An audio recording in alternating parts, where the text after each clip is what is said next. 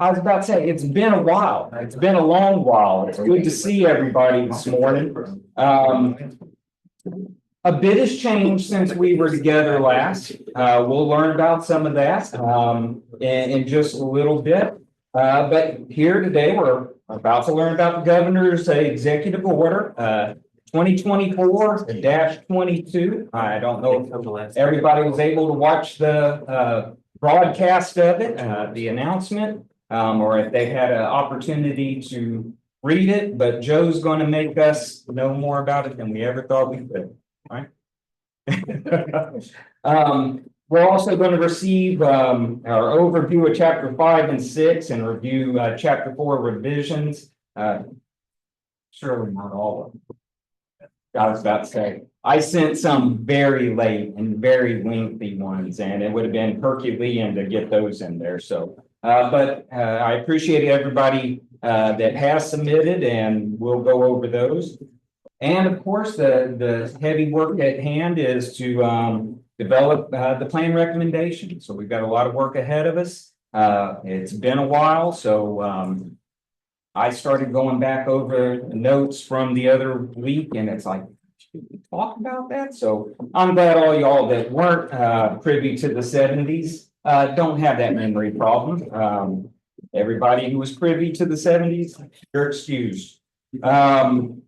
So I'd like to call this meeting to order. I've reviewed the objectives. I would accept a motion that we accept the agenda.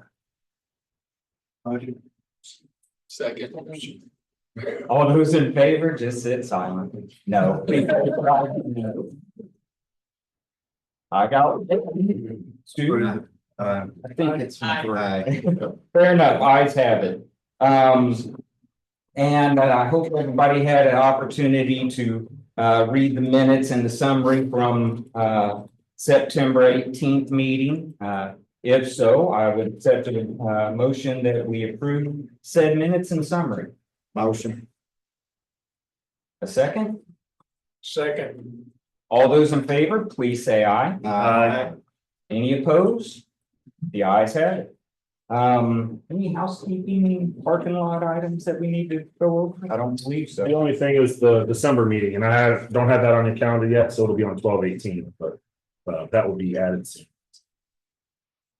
So please mark your calendars. We're getting close to the final push to get the recommendations done. If you can't be here in person, you won't get to see me dress up like Santa Claus.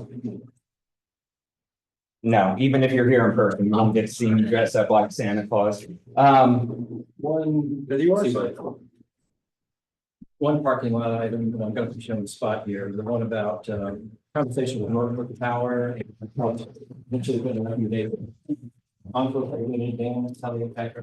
So I had a couple conversations with the Northbrook Power folks, the ones that control the Saluda Dam and Saluda Lake Dam. And it went swimmingly for 3 conversations, and they have ghosted me since. But in all honesty, I haven't reached out to them in a month and a half. So I would like one last ditch effort to call them. There's the time. They're out in Arizona, so we played phone tag a little bit because of that. But if y'all would humor me and let me try one more time to get in touch with them, otherwise we will do our work as we need to. Fair enough. Thank you very much. I think that's it. For parking lot.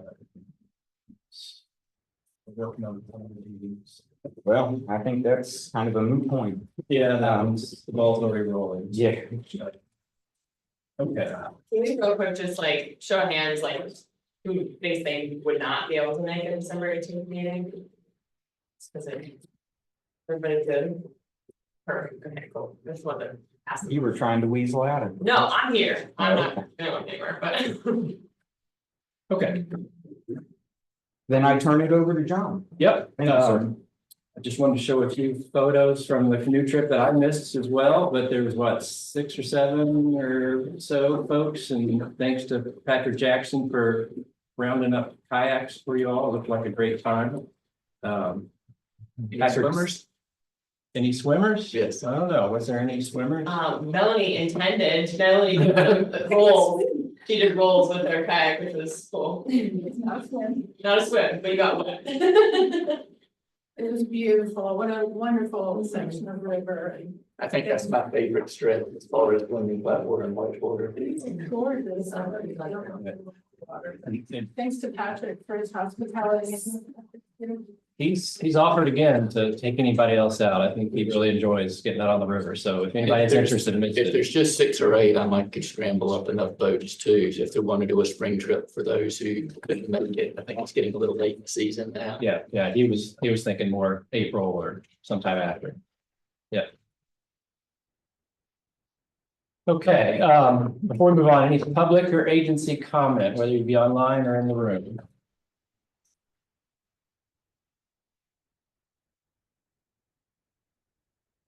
And Tom, could you do a quick roll of RBC members that are online?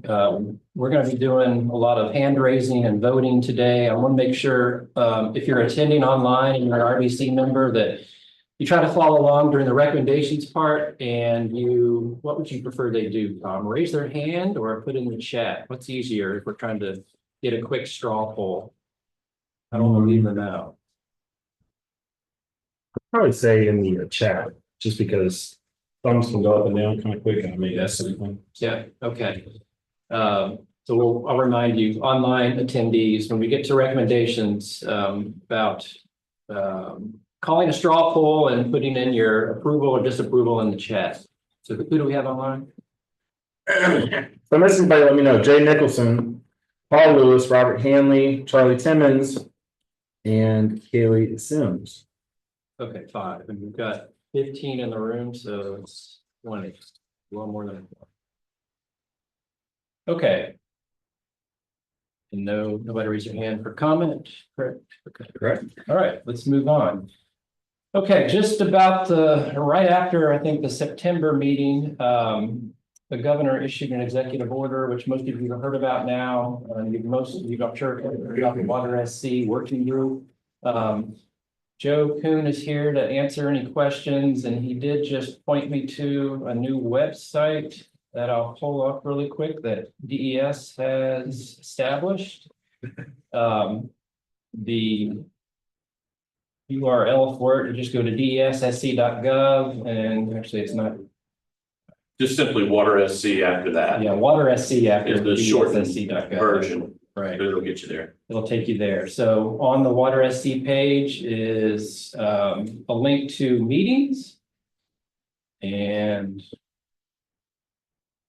think that thing go away. There's a meeting today starting at 2 o'clock. KC has said if anybody wants to stay and listen to it, we can hit the live stream link and you're welcome to watch it after our meeting adjourns. But the agenda will be posted just like our RBC meetings. I assume they'll keep this all up to date. There's also a listing now of the Water SC participants, which has been posted. And I'll scroll through those. Tell me to stop if you want me to, but Myra is the chair. A couple of folks from academia, public water supply, Christy Holder, Jill Miller, Craig Sorensen, Scott Willett. Conservation, water, land, and historic preservation has representation. Agriculture's got 4 different members. Forestry. Industry. Energy. Tourism, hospitality. And then professional experience and recommended designees. And then 5 ex officio members. Department of Ag, Transportation, should be Natural Resources, Commerce, Resilience, and Parks, Recreation, Tourism, not Transportation. So, Yeah, I mean, I think you can click on any of those names and you should get a picture and a bio of the participants there at the main working group. DES is very excited about the opportunity to chair this and participate in this for the next year, 14 months or so. Been busy at work, get prepared for it. And excited to kick it off today with the inaugural meeting. And there'll be a lot of opportunity for stakeholder engagement. That's the first order of business is to adopt that plan. There's going to be forums in between the monthly meetings and listening groups. So a lot of good opportunity to be involved. Someone was asking how long the meeting was. It looks like the agenda has it going until 4 o'clock, so. And they have until the end of January to issue their report. So the state water plan, the updated plan is due by the end of 2025, and the closer order of business is January to provide recommendations to the legislative committee on surface water. It's awfully fast. So this January, next January 26th. January 25, end of January. And is this in response to the lawsuit? I mean, it's a governor executive order, so that question probably should be posed to the governor.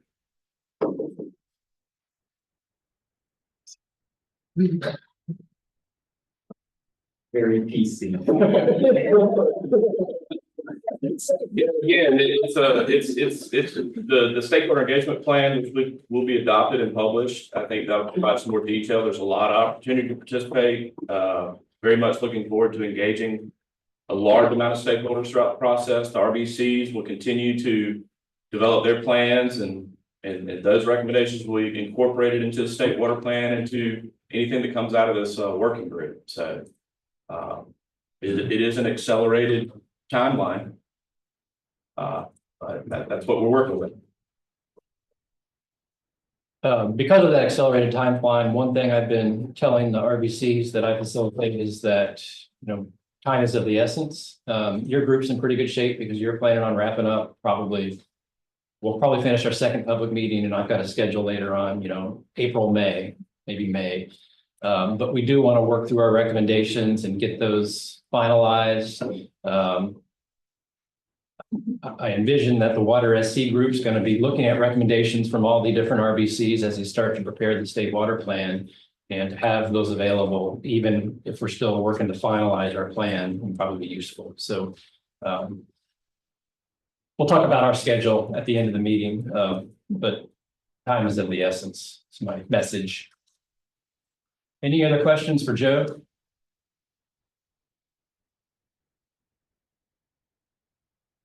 Be around after the meeting so we can ask you questions. I'm actually going to be attending the meeting, so I'll be leaving at lunch. Fair enough. Can we call any questions? I mean, they're going to set up a place on the website to post questions. And again, there's going to be forums and listening groups going on constantly for the next 14 months. So there's a lot of opportunity to ask questions, provide comment.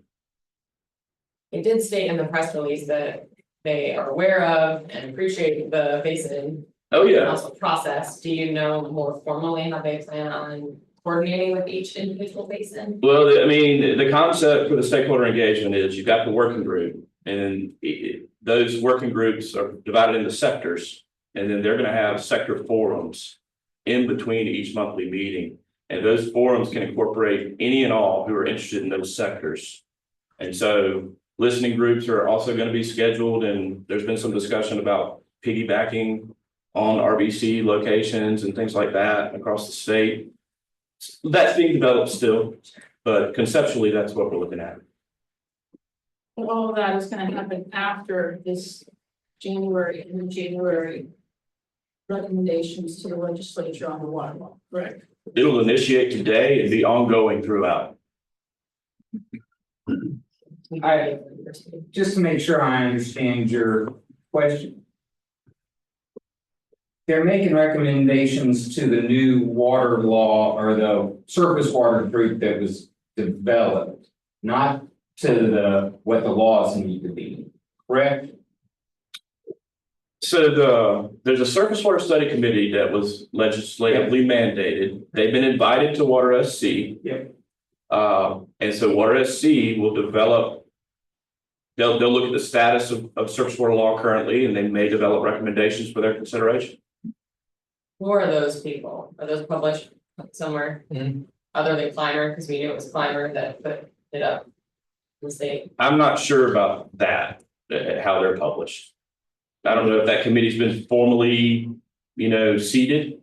I don't think they've been appointed yet. I don't, they may not have, Water SC has now been appointed. Yes, I understand. Right, so I'm not sure that I have an answer for that. But I'm like Melanie over, it just seems kind of weird that you're gonna form them today, in less than 3 months' time, they're gonna have recommendations to the General Assembly's water study committee.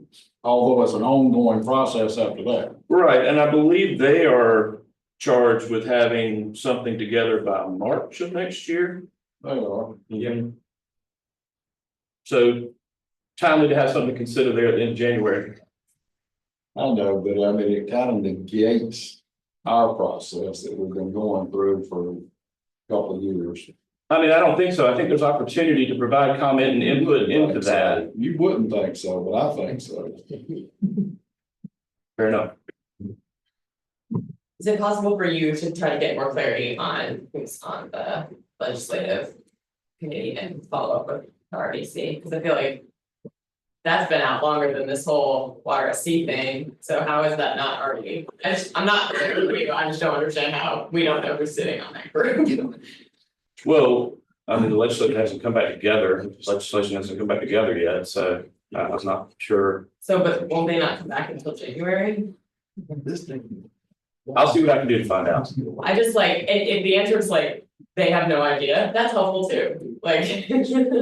That would also mean that this January deadline is kind of moved, in my opinion.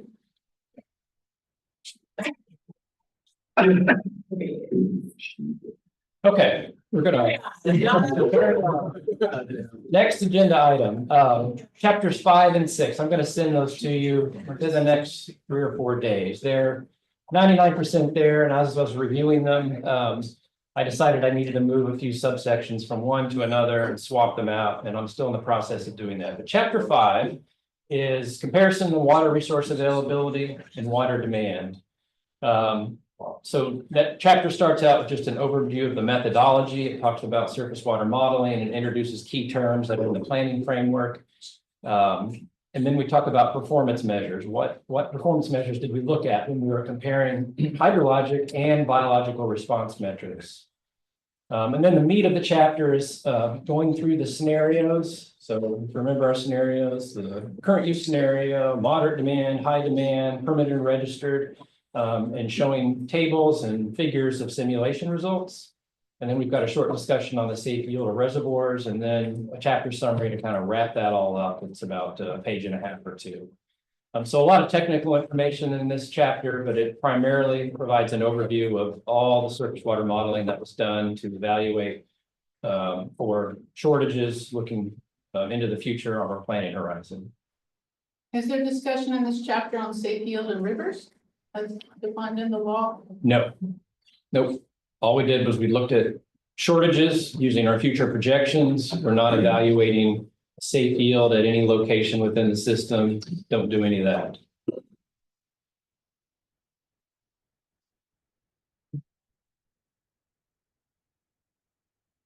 See your brain thinking there. Do you have a concern with that, or? This means why we want, like, safe yield meaning actual safe yield or the regulatory safe yield of reservoirs? In this instance, it's the modeled safe yield of reservoirs. Maybe safe yield is not the best term here. I can't remember how we call it in the chapter, but it's the information that we did when we used the model, looking at current and high demand scenario demands, trying to figure out how much could you pull from each reservoir before there's a shortage. But it's not the regulatory safe yield for reservoirs or permitted water users. Yeah, it was a white.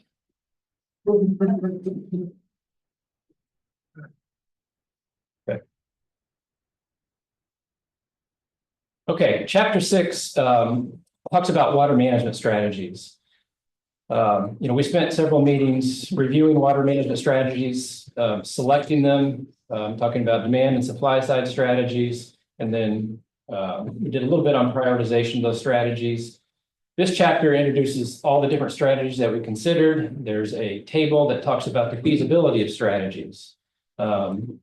Feasibility of strategies is something that the planning framework requires, and the criteria that we've got listed there under that bullet point are the criteria that we've considered. This chapter is very similar to a lot of the other river basin plans. A lot of the same information. There are a few tweaks based on your discussions here. And then there's a short section at the end on cost benefit. So where there's data available to support doing a cost benefit analysis of these strategies, we've tried to apply that. But for many of these strategies, it's a difficult proposition to really look at cost benefit.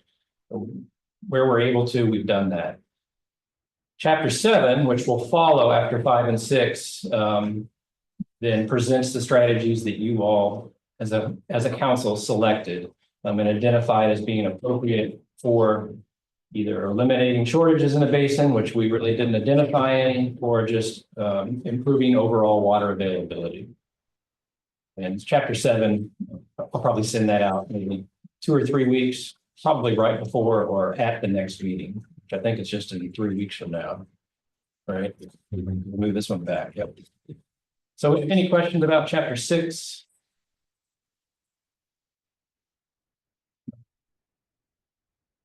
Okay, chapter 4 revisions. I'm not going to go through all the revisions because we're still working on them. In fact, we're still receiving comments.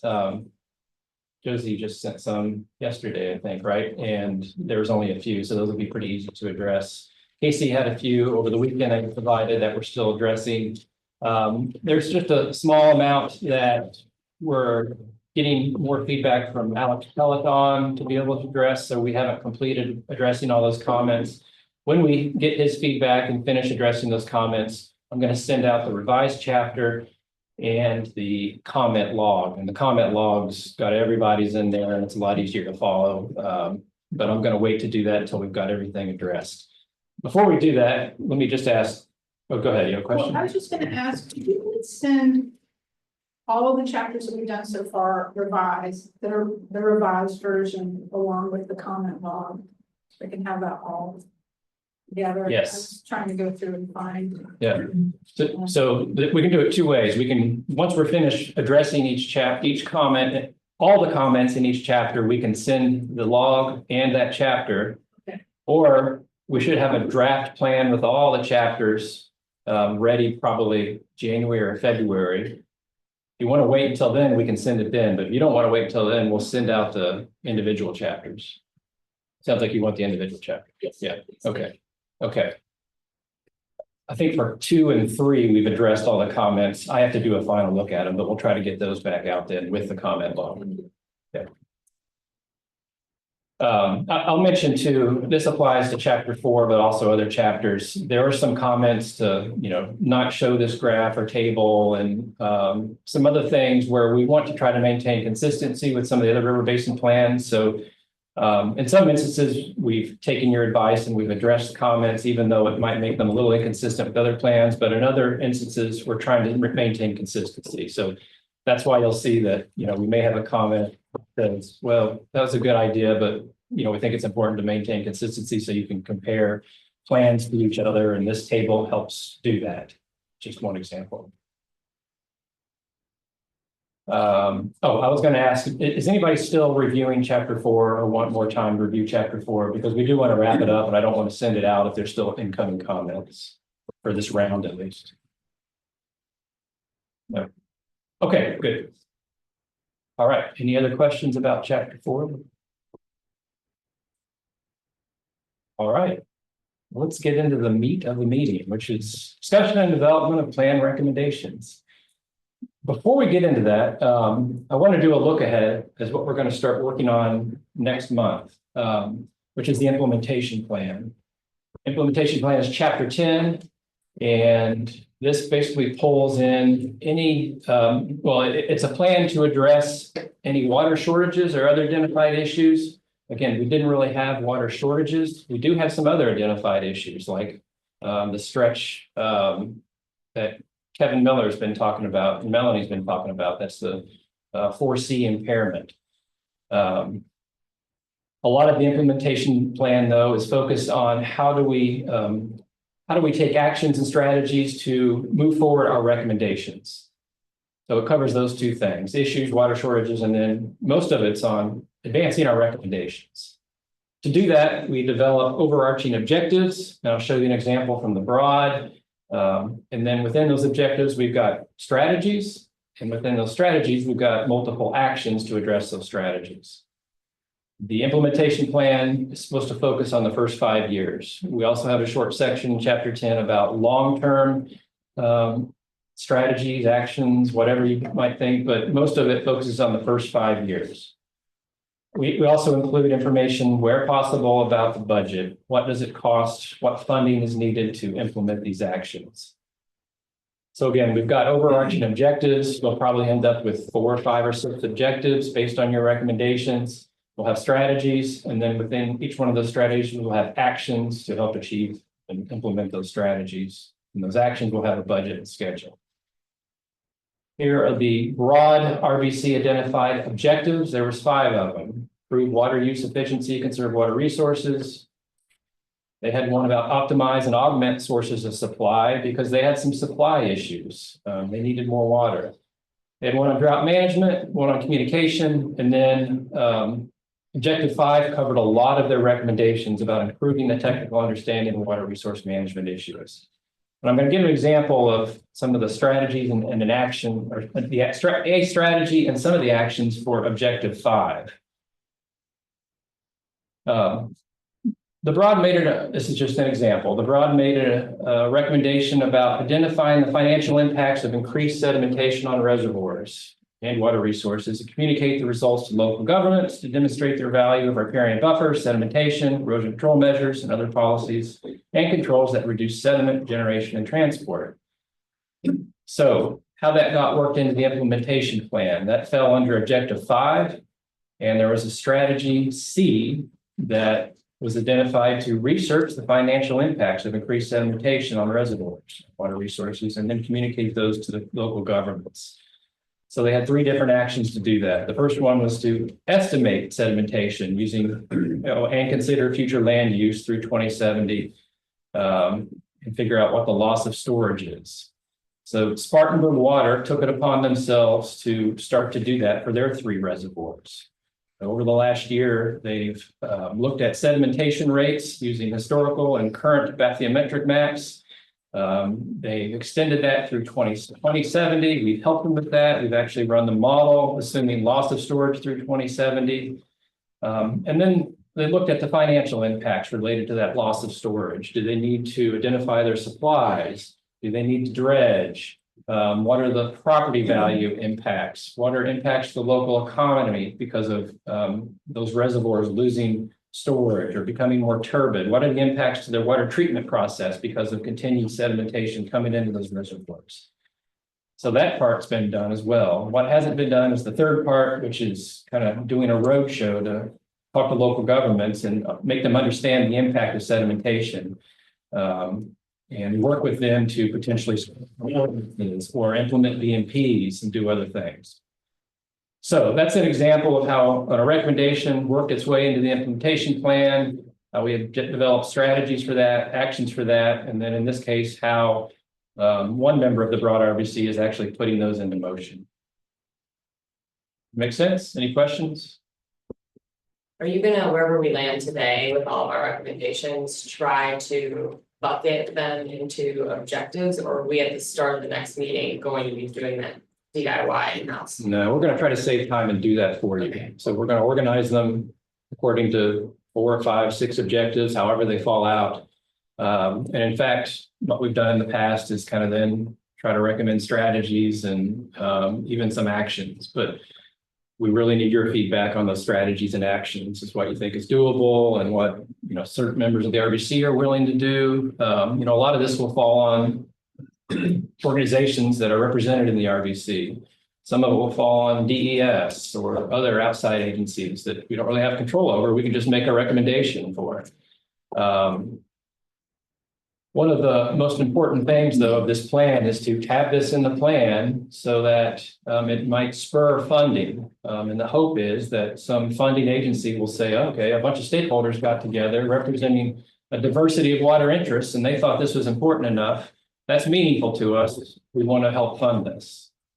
Again, that's, I think, one of the main points of these plans is to show that there's stakeholder consensus on certain actions and then identify these plans to move something forward. But you don't think that took some rather torturous reasoning to get from quantity to quality? I mean, you don't think that jumped all the way over to quality? In this example here, this one, it's bordering on quality and quantity. It was originally noted because it was a quantity issue. They lost 7% of storage in Lake Bowen and 6% of storage in useful reservoir number 1. And they're looking into the future saying, well, if we continue to lose like 1% of storage every, can't remember what the rate was, we may have a problem. So it was originally a quantity issue, but they expanded it to kind of consider quality because it impacts treatment plant costs. And in fact, they put in their advanced oxidation system, Spartanburg Water did, because of quality related issues. And part of that was related to sedimentation, harmful algal blooms and other things like that. So it's all interrelated. But the start of this one was a quantity issue. I understand that there's cross impacts into both quality and quantity, but I may have gone a little too far, in my opinion, on the quality.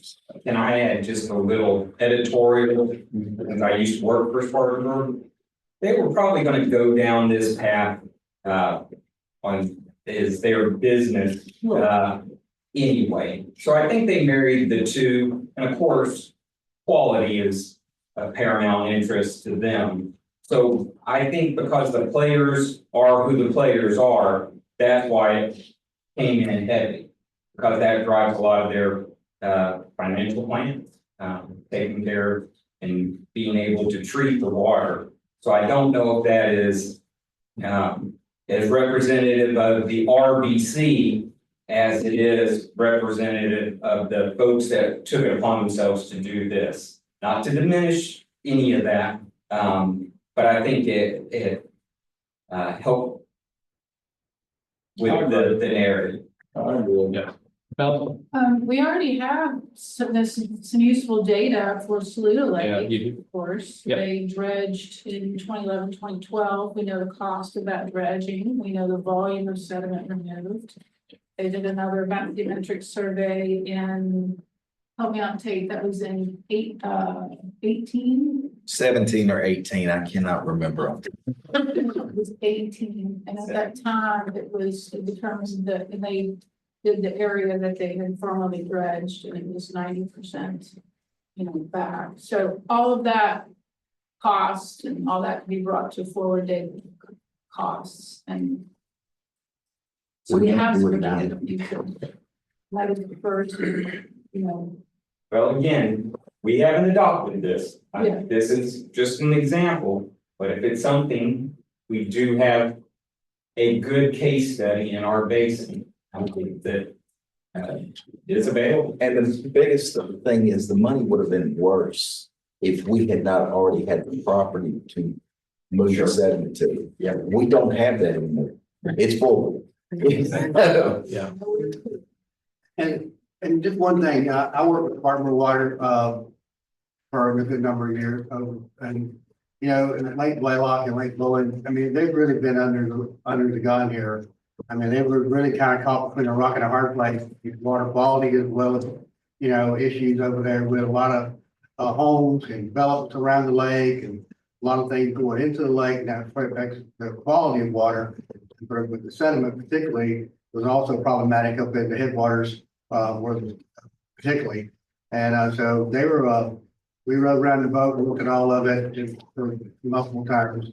And, they tried to hire me to do it. I said, I'm not doing that. So it would be the placement on the boat. I was not doing that. So anyway, they basically caught between a rock and a hard place. So they had to do something. Okay, so that's an example.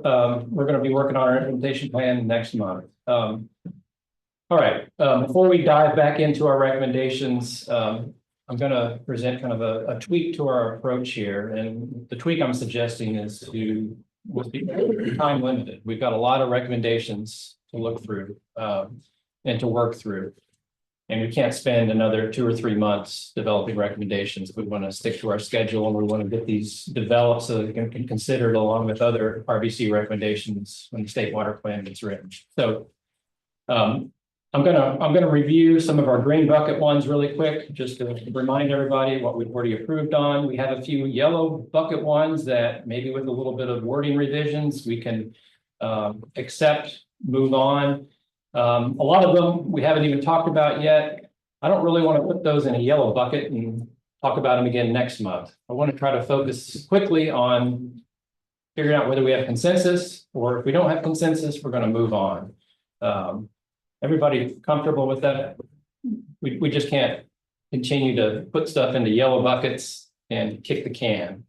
And if we can't come to consensus after some short discussion, we'll decide, do we want to put this in an appendix? So my understanding in talking to Kirk, I wasn't here last time, but we talked a little bit about what do we do when we can't reach consensus, but we're close, and it's potentially an important recommendation.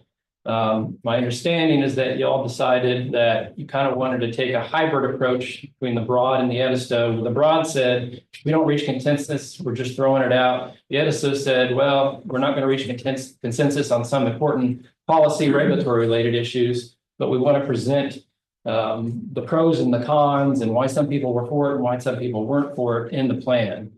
What you all decided, I think, was that for some of those items that weren't important enough, but you don't have consensus, you want to put them in an appendix and talk a little bit about the pros and cons. Is that correct? Is that everybody's understanding or? Because I think Edisto went to the extreme that didn't they put who voted for, not individuals, but they had a percentage of who We voted. had a little pie chart. We said, 20 yay, Yeah. 3 nay. I'm not in big favor of that, but I'm fine for saying, this is what we discussed. This is the discussion that we had, and we couldn't come to consensus. So we preserved the thoughts, but it's a red bucket. Or would you call that, an orange bucket between yellow and? I'm not going to call it any color bucket. Yes, for practical purposes, it's kind of an orange bucket for later consideration, I think is what your thought was, that, when we update the plan, we might want to revisit this and see if conditions have changed or thinking has changed, and it may become a recommendation in the next plan update. I agree. I think those concerns should be documented. Okay. Okay, if everybody's comfortable with that, that's the approach we'll take. So that might hopefully speed some things along. If we can't quickly come to consensus, we'll agree that let's put it in the appendix, let's document it. We'll include a short discussion about why folks supported it or didn't support it. And that'll be it. Yes, one more point of clarification. I mean, if there's one person in the room here that wants it, it goes into the appendix. No, we need at least a majority of people that want it. So if we have at least a majority, but we can't get consensus, then we'll say, do you want to put it in an appendix? If a majority of people say yes, we'll put it in the appendix. So in that regard, we're just going to be following the RBC bylaws, which says for typical decisions like this, the majority counts. But we're only putting recommendations into the plan itself, into chapter 9, if we have consensus, everybody for it. Everyone comfortable with Go that? back one slide real quick. Yep. So we asked John to go through this because I just think that, and I'm guilty of this too, like I think we're trying to put all of the pieces in the recommendations and forgetting that it's gonna have an objective tied to it, and then the strategy is what I think of as the thing that's measurable, like, did we meet this objective, yes or no? Because that, like, research financial impacts, it's a little weak for me, because I would like research and report or research and solve. Research is just like, yeah, I spent 5 minutes researching that, check the box. So I think some of our longer ones maybe could be tightened because it's just the recommendation, but then remember that we have the power and ability next month to work on the strategy that actually makes it so we know that we've met that. Does that make sense? Like, I feel like we've started to, some of them have just gotten long, and I think it's because we're trying to do all the things in the recommendation. So I just want to make a point to, like, that's why we had John go through this, so you like see where we're going. So we're not doing that today. Right, Thanks. okay. Okay, all right, we're gonna dive into the recommendations. Just a note, and if you review the slides ahead of time, you'll see this. When I've got a recommendation, they'll typically be in this kind of teal blue color, and at the end of it, if there's a B or a US, that means that the Broad made a similar recommendation or the exact same recommendation, or the Upper Savannah, who are still working through their recommendations. They're about at the same point you are. I've included some of those in here as well. Where possible, and especially since those are the two other upstate RBCs, you know, it'd be nice to have consistency in recommendations. And I think that helps inform the state water plan, but only if you agree with their recommendations. So by no means are we're trying to force you to agree with the recommendations. I'm just putting them out there for you to consider them. I just want at least everyone to be able to consider what the other two upstate basins are thinking about. I agree. I think they ought to go back and agree with us. And that's what we're trying, we're trying to do that. Every time we go to the Upper Savannah, not the Broad, because they're done, but I present where you guys are and what recommendations you've had, and they've adopted some of your recommendations. Okay, this is a green bucket one. I put it on here just so you can remember that we had this recommendation, and the Upper Savannah RBC liked it. They adopted a very similar but slightly simpler recommendation. Moving on.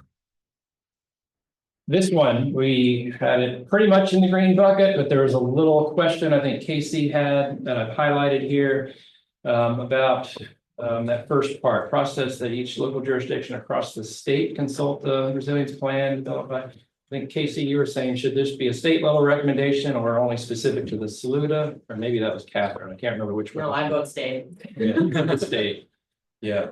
Our basin. You voted our Saluda basin. The Upper Savannah adopted it as state, just so you know. But anybody have a preference on whether this recommendation should be specific only to the Saluda basin, or should it be broader and suggest that every jurisdiction across the state consult these different plans? So in the end, it's a recommendation, and I believe it should be a statewide recommendation because all of these things apply statewide that we're referencing, and we should care about the whole state watersheds, in my opinion, in terms of this specific recommendation, because They're not in the Saluda, we don't care about. This is the matter of water. Every river basin is different. Yeah, we weren't put here to do anything other than the Saluda.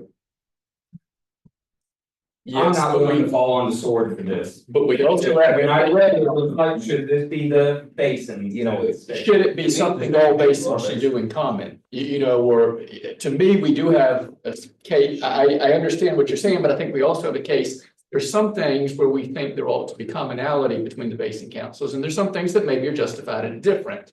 And I'm hearing from the people who are saying state, they think this is something that would be nice if we're shared in common. But would that not be up to the other? But this River isn't basin, an ask river. for the RBCs, this is an ask for local jurisdictions. Ah. So it's a recommendation that I believe we can make statewide for all local jurisdictions, especially because our jurisdictions don't directly overlap our watershed. You've got counties that are making countywide decisions, but we might only have half the county in our basin. The county has to make a countywide decision, not a basin decision. They won't do it that way. I understand what you're saying, but I still have a problem, but I'm not gonna jump, lay on the floor and kick and scream. If it's decided that it wants to be a statewide, I'll get behind it. I'm just. Jason, what's your alternate word? Basin. Saluda basin. Saluda basin, yeah. All right, we've heard both sides. Robert's got a. Oh, yeah, Robert, May I make a suggestion sure. that perhaps is a compromise between both sides? And we rewrite this to say planning process encouraging local jurisdictions to consult. So we are not specifically saying every local jurisdiction, but we are encouraging local jurisdictions. So comprehensive planning process. The part of the comprehensive planning process, strike that. Each local jurisdiction consults the resilience plan. Or local jurisdictions consult, something like that. Just a suggestion. Again, like Casey said, I'm not going to fall on my sword over this one, but that's sort of a compromise.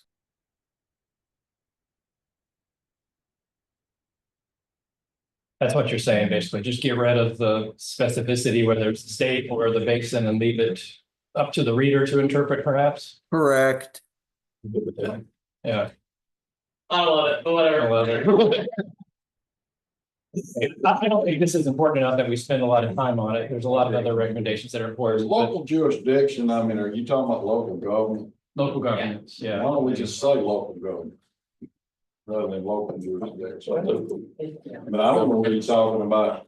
I don't know what jurisdiction you're talking about. Were you talking about government or, Yeah. or the local water company or what? Yeah.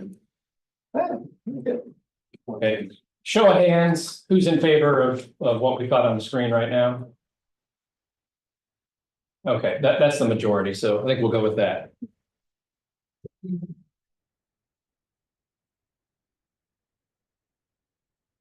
All right, moving on.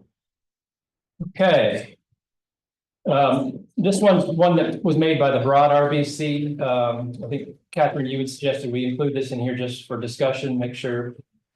Or to see if. Well, just for clarity, last meeting, it was brought up, like, why are we not looking back at some of the broad recs? And so that's why I pulled them onto that document. Please don't refer to it as my personal recommendation, because it is, I just brought them over so that we can look at them, but I don't necessarily feel strongly about all of them. Yeah, yeah. So this one was about DES, planning teams, and RBCs conducting regular meetings twice yearly minimum to review membership, make sure all interest categories are adequately represented. Things across all interest categories meets the requirements of the bylaws. Y'all feel that's important That enough one to I like. include as a recommendation? That's very reasonable. Yeah. But one quick question about this. This new group's taking place of the PPAC, correct? Because in framework, there's work for the PPAC to do in the planning or in the writing of the plan. Whereas I think PPAC was supposed to look at this as well.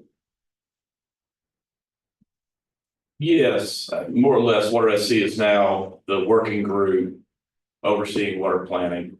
But are they going to take this level of detail, or do we just, us and you? I think that falls more on DES Fair moving enough. forward, because it'll carry forward past the timeframe of Water SC. Do you think or do you know? I mean, you know, who is gonna oversee this process going forward? Or the River Basin Council?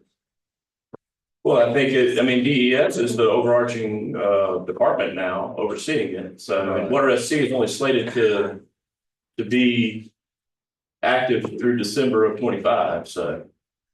So. Okay. We gotta hang in there for a year.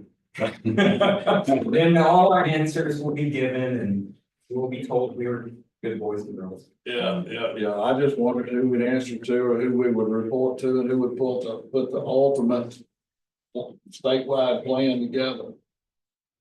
Anyone opposed to this recommendation?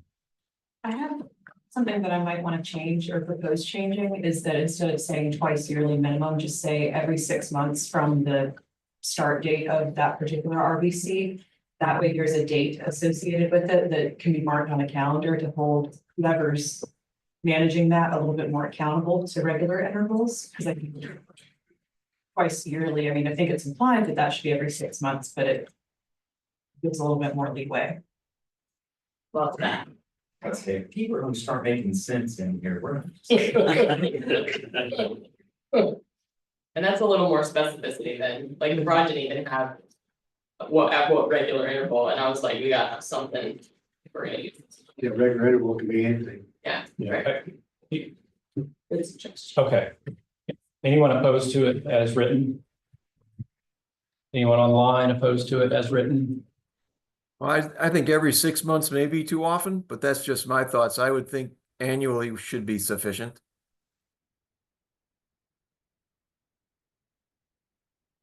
Y'all agree? Think 6 months is still good? I think 6 months is good. 6 months. Sorry, Robert, I'm hearing 6 months. Okay. Going once, going twice. Green bucket. Whoops, I'm not in editing, but sorry. Okay, the next one on this slide was where appropriate and allowed, experts who present technical information to the RBC should offer proposed recommendations for RBC consideration. So this was a specific recommendation by one or more broad RBC members that they agreed to, because they felt that in the first and second phase of the planning process, they heard a lot of information from different experts. But those experts never really offered specific recommendations. And they wish they would have when we got to the recommendation section, so they could build on those expert recommendations. And we had a discussion that, well, in some instances, like the USGS, for example, they're not really allowed to make recommendations. You know, they need to stay out of that. They just present information. It's up to you all to make recommendations. But nevertheless, the broad felt that this was an important recommendation to include, and that's why we had the language where appropriate and allowed. What if we change the word proposed to possible recommendations? In other words, they're not taking a side. Does that help? Yeah. What were you going to say, Rick? I'd say, science, the word, we've been avoiding the word science here. I think you need to have some, I agree with the statement there that we need to have experts who present the information to us as science-based stuff, but maybe instead of, propose science-based recommendations for the RBC to consider. You're saying that to kind of narrow their focus to just the science, if they're an That's what they're expert gonna in, provide anyway. yeah. Well, my only argument with that is there could be some financial components to it. So. Do you feel like the word financial is encompassed under technical?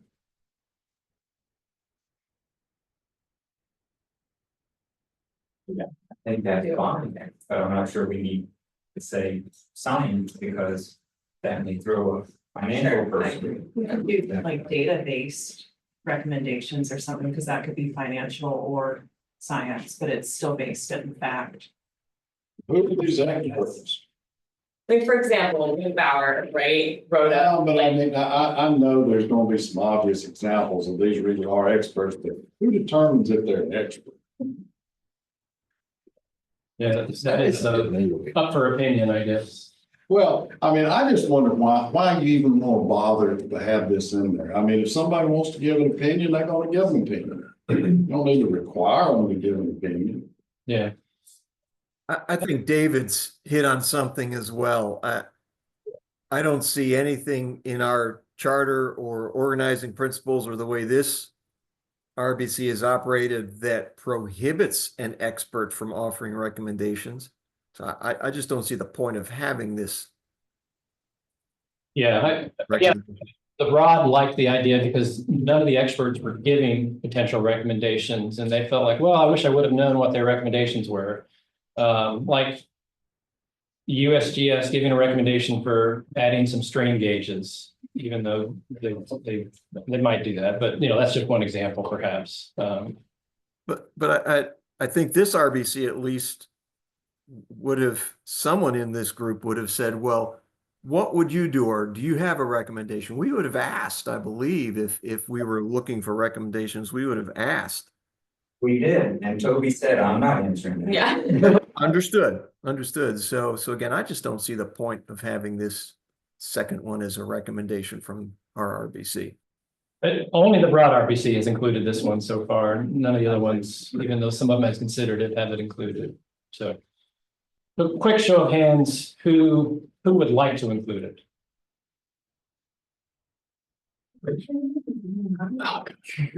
Yeah, so I don't see close to a majority wanting to include it, so I say we just leave it out. Everyone good with that? Yeah. Okay. Good old red bucket, okay. Next one.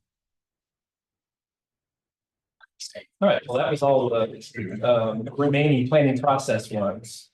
Some of these overlap, by the way. The next set are all technical recommendations, but you could argue that some of these are policy or planning process, but I put them into technical because I think that's where they fall. This is one that you talked about a little bit at the previous meeting. The Upper Savannah RBC adopted a very similar recommendation that has to do with groundwater resources, and then in future phases of planning, doing some additional study to understand impacts of private, community, commercial wells, how they may affect surface water, especially during droughts, and or better characterize growth potential. I'm not really sure that last part that needs to be reworded or not. When I read this, I wasn't sure what the intent was about the and or better characterized growth potential. And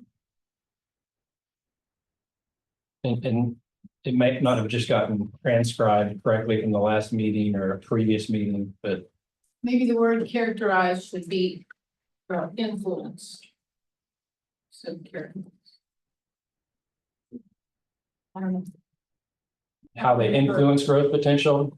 Well, before we go too far on wordsmithing, do people believe we need to be saying anything about this? Well, I just want, I guess it's explained in this thing, but to me, it's not quite clear what the purpose of this recommendation is. Is there concern, or is the purpose of this to develop more data on how groundwater withdrawals affect surface water supply? Is that the purpose? Yeah, but in this basin, that's irrelevant. Yeah. So I think that was the purpose. I think that, But- I think it is to prove that it's irrelevant, is the. I don't think it needs to be in there. I mean, it is irrelevant. Hey, John, part of us in the Upper Savannah. Oh, sorry, look at it. We have an expert opinion. What's? I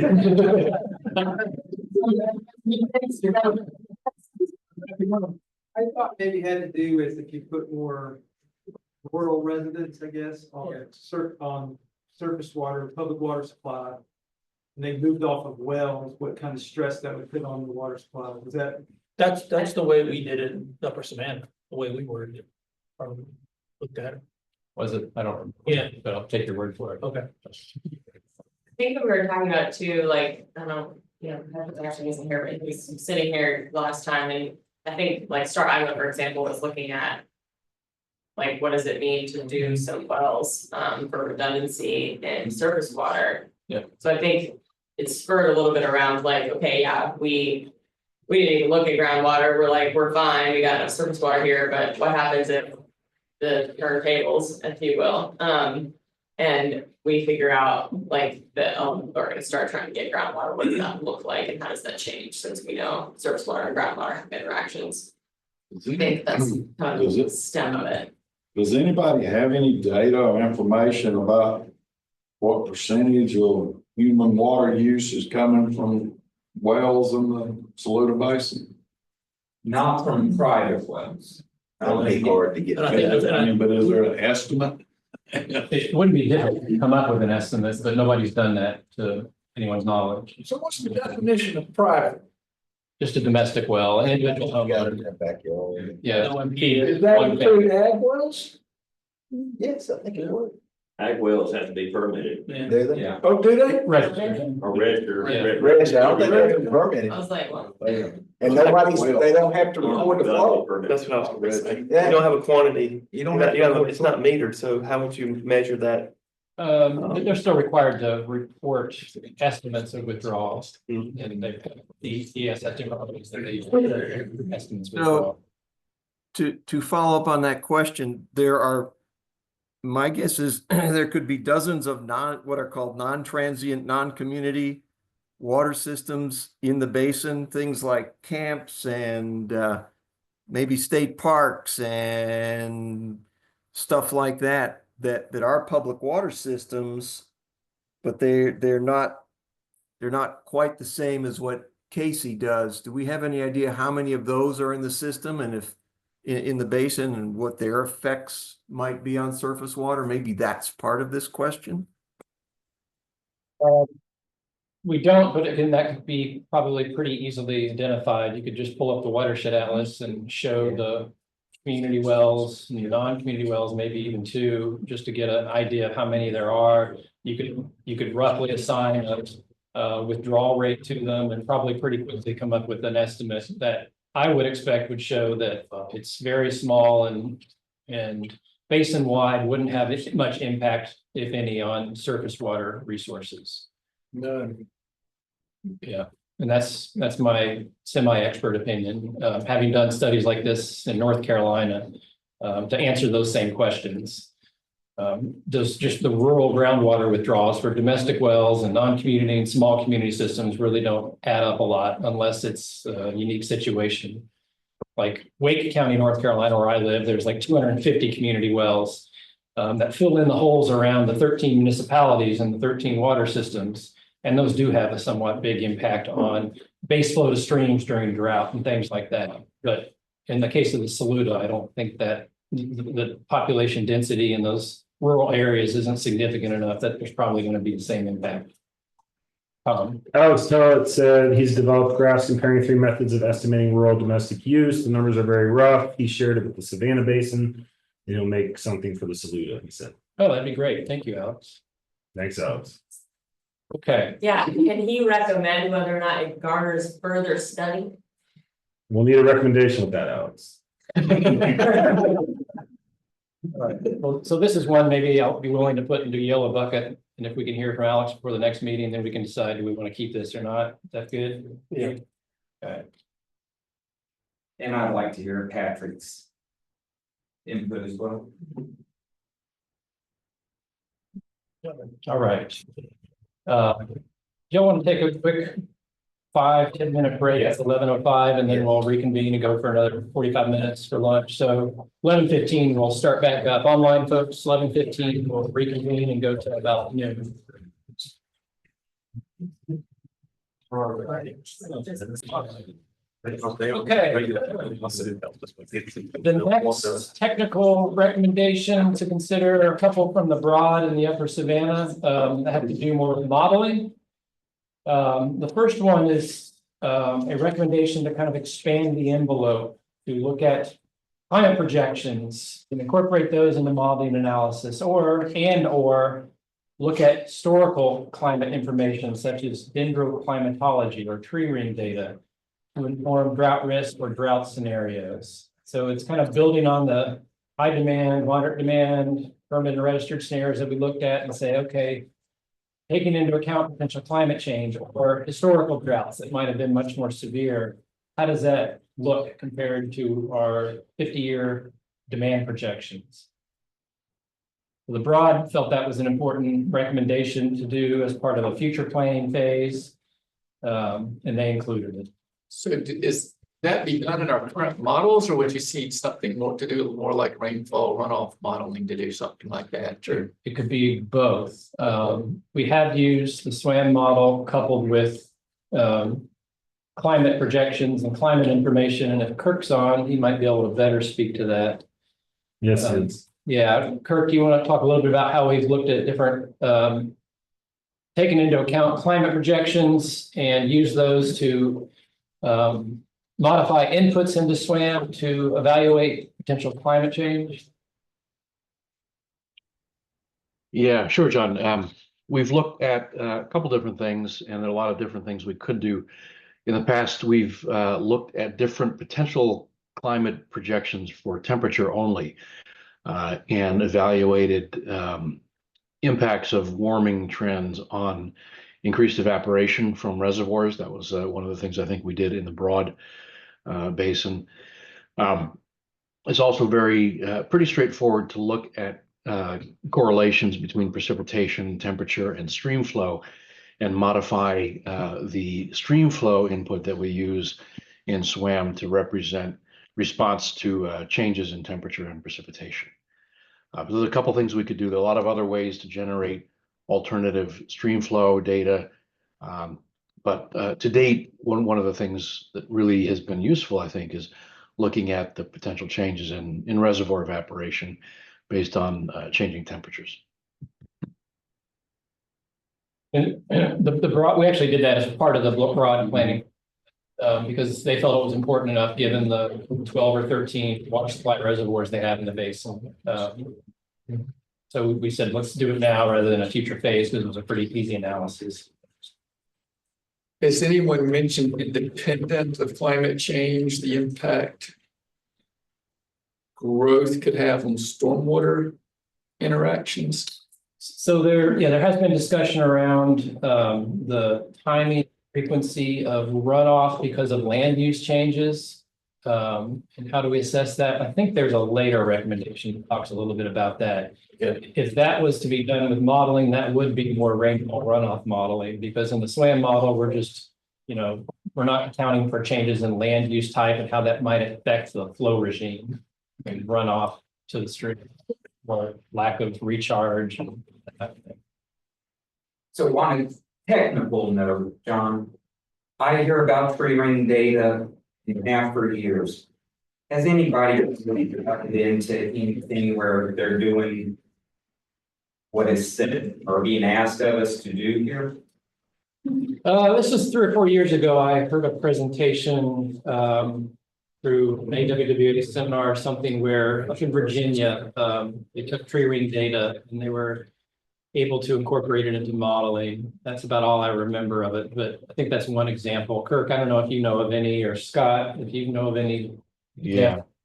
It's become kind of popular in places like Texas, and starting to a little bit more arid parts of the country, where, long-term droughts, 10, 15, 20-year droughts have historically occurred, but aren't within the last 100 years of data collection. So it's become, I won't say a standard in that part of the country, but it's applied there more frequently than in other places. But like the specificity of that, because I feel like it's like one thing and like probably many things that we could incorporate. And the second one feels a little broader, and we could just add climate data to the second one.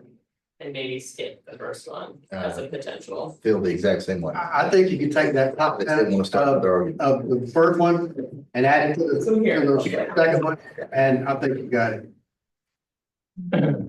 Take the top. You're saying take this and replace take the update models with add that. yeah. But I think we just need to update, and the models need to consider climate data and growth data and weather patterns and development scenarios, right? Yes. Yeah. Okay, so you're suggesting just kind of leave it as is, keep it more general. Well, no, but put climate in there as a one. Changing weather patterns was maybe a more PC way to say climate change. Why did you do that in the US, Jeff? Look at you. Because it's not an easy way of saying climate. Man, We ain't talk right. about it and you guys are like, no, we can't do it. No, we just decided just to not use the word climate change where we could. I'm good with that. So when y'all said update models, did y'all talk about using, does that include looking at different models, or is that just update SWAM? I don't know, we got that far into it. Yeah, it could, I guess in my mind, and I don't know if we already talked about this, but the question has come up in other RBCs, is that it could include other models, not just SWAM. And that's why we kept this general, I think, is to not just say SWAM is going to be the only thing that you ever use. It could be a rainfall runoff model. In fact, at the broad RBC meeting in November, Michelle Eddy of RTI is going to come talk about the waterfall model and how it would be used to help prioritize land conservation in parts of the broad, or in the broad.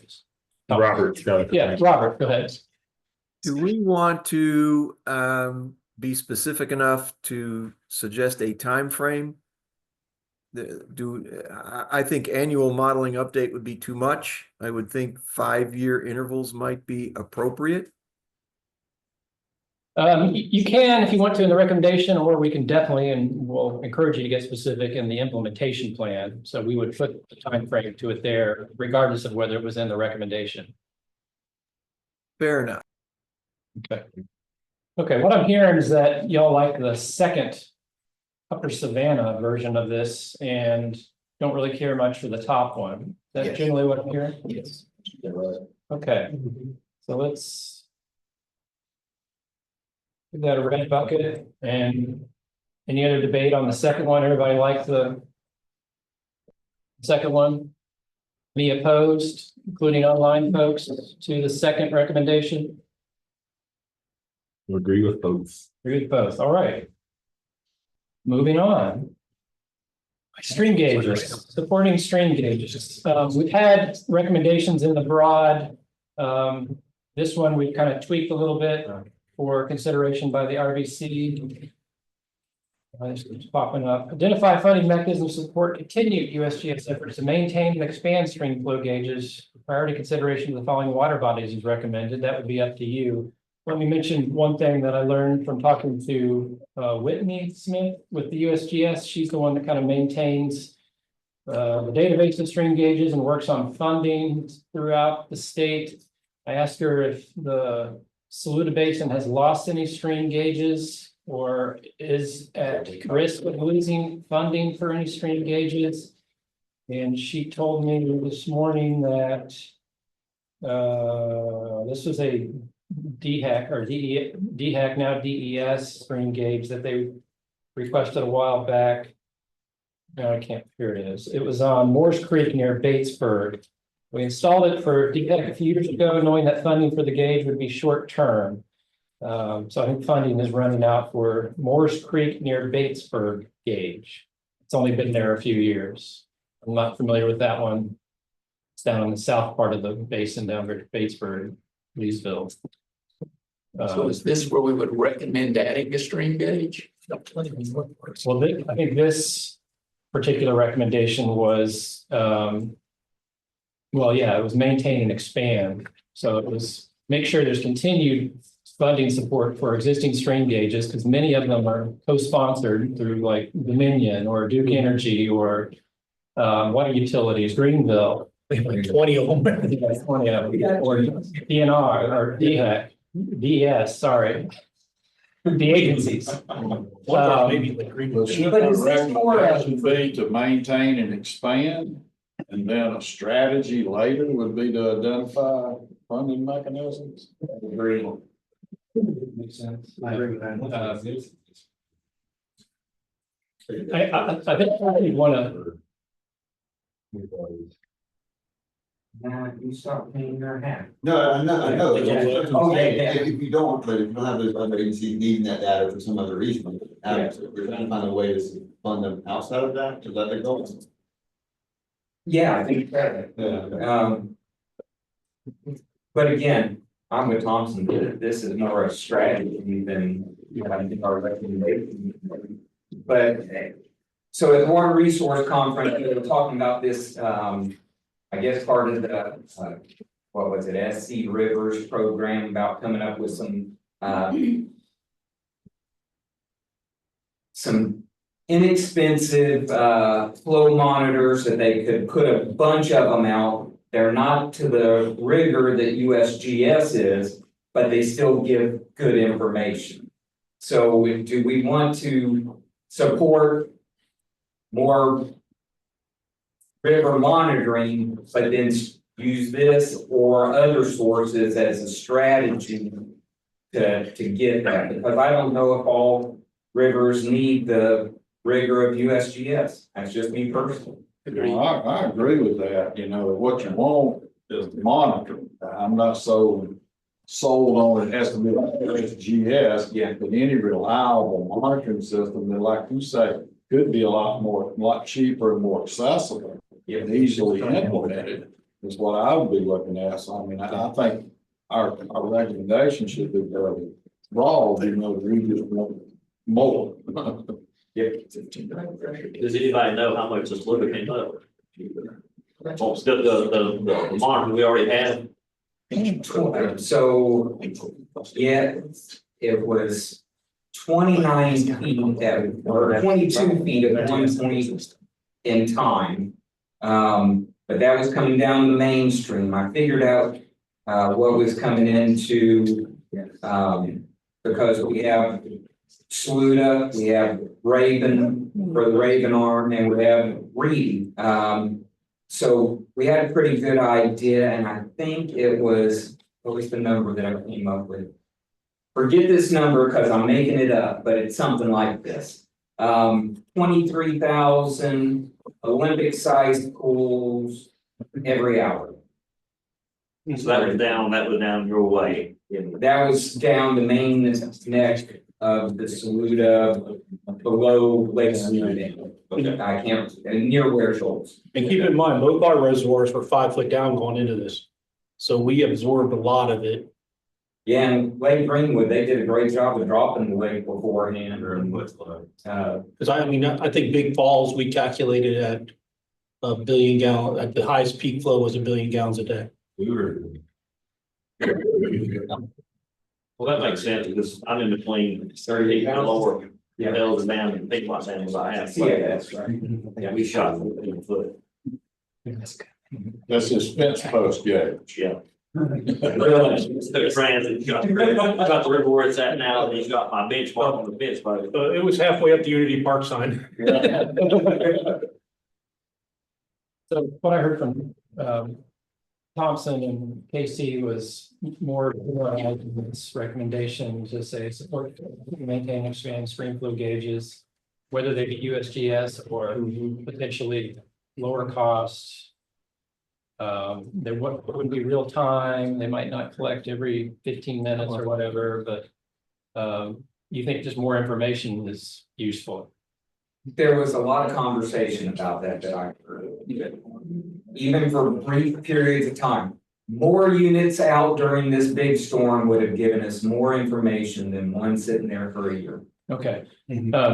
So gauges for like storm and flooding are one thing, you know, our focus is more on droughts. Doesn't mean your recommendation focus on gauges to collect information during droughts, but keep that in mind. I think you might want to be specific about what type of information, why are we putting these gauges? And then importantly, where do we think we need them? And I haven't heard anybody say, oh, we definitely need one here, here, and here, but maybe that's something you want to continue to assess later on, you know, future planning phases. Melanie, you were going to say something. Some of these local jurisdictions have continuous monitoring gauges as part of their stormwater program. Yeah. So I wonder if we could make a recommendation that those be, that we made public somehow. You know, a lot of that is for water quality, but some of it they collect stage information too. And then if I had to make a recommendation of where to add gauges, we've got a new one at Hunts Bridge Road up in our area. I would love to see the one on the South Saluda on Highway 186 come back. And I would love to see one on the Illinois. We're kind of missing a lot in Greenville County. We don't have a lot in the rural Pickens, and of course that's a smaller portion of our watershed here. Any others? I'm sorry, I was putting down your other one. Say those. It's a lot of stuff. Say the locations you were suggesting. South Saluda at Highway 186, Bakersville Highway. Used to be a gaging site.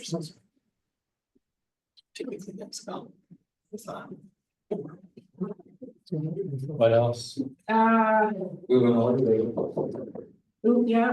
would be great. It's very cool. Is that how you spell Illinois? Mhm. Oh, wow. You don't want to see what I'd like to see one on the mayor's down below Holiday Inn.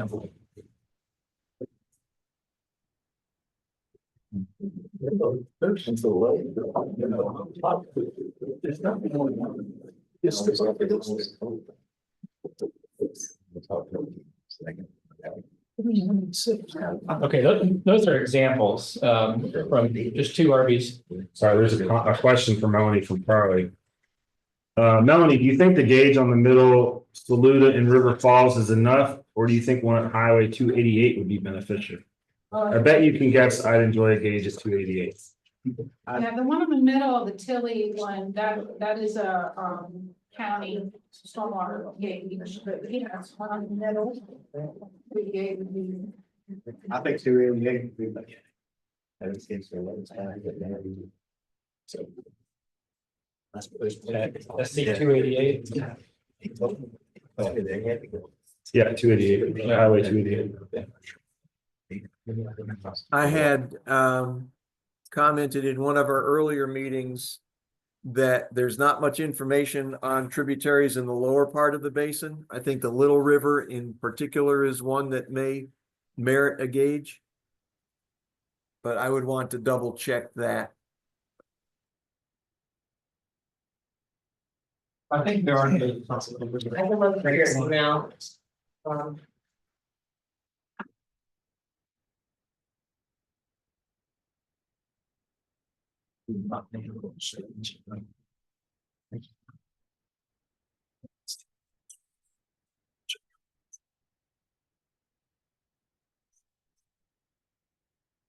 Okay. I actually have a comment about your statement about flooding that we're really focused on drought. I want to caution not thinking about flooding because we know from historical data that when we're in drought and we have some extreme weather events that give us a lot of water very quickly, that doesn't solve our problem, and we sometimes can go right back into drought relatively quickly because it's too much too fast and it doesn't actually have a chance to help with the drought situation. And so I would just argue that data around periods of crazy amounts of water and then seeing how quickly we trickle back into drought could still be very helpful. So I just would caution being like, well, we don't need to think about flooding. I mean, having that data at that time will help us determine the drought times better, I would argue. Okay. Yep, DES called me this week asking about how we were holding up during the drought. But after the big rains, it hasn't rained or dropped around here. Upper Savannah still My house last night. Upper Savannah still in protocol zero. I'm sorry. Y'all had enough fog this morning? Yeah, we did. I mean, Duke's not down to normal yet. They're still in low flow protocol zero. They haven't returned to normal. Okay, generally, as this is written, do you all agree with it? Do you want to have this as a recommendation? We could put more examples. We can soften that language and say, some examples where additional information and or gauges may be useful include the following for future study or something. Yeah, that I'm good with. Okay. Hey, John, Yeah. question on those gauges. What's the need for those south and middle Saluda gauges? Like, what's the concern? Melanie. The South Saluda 186 and Middle Saluda, Scott was asking, what's the driver or the need for having gauges there? Why do we need flow information there? At 186, that is very near where the entirety the South Saluda watershed dumps into or meets the north, so it captures the middle and the Illinois.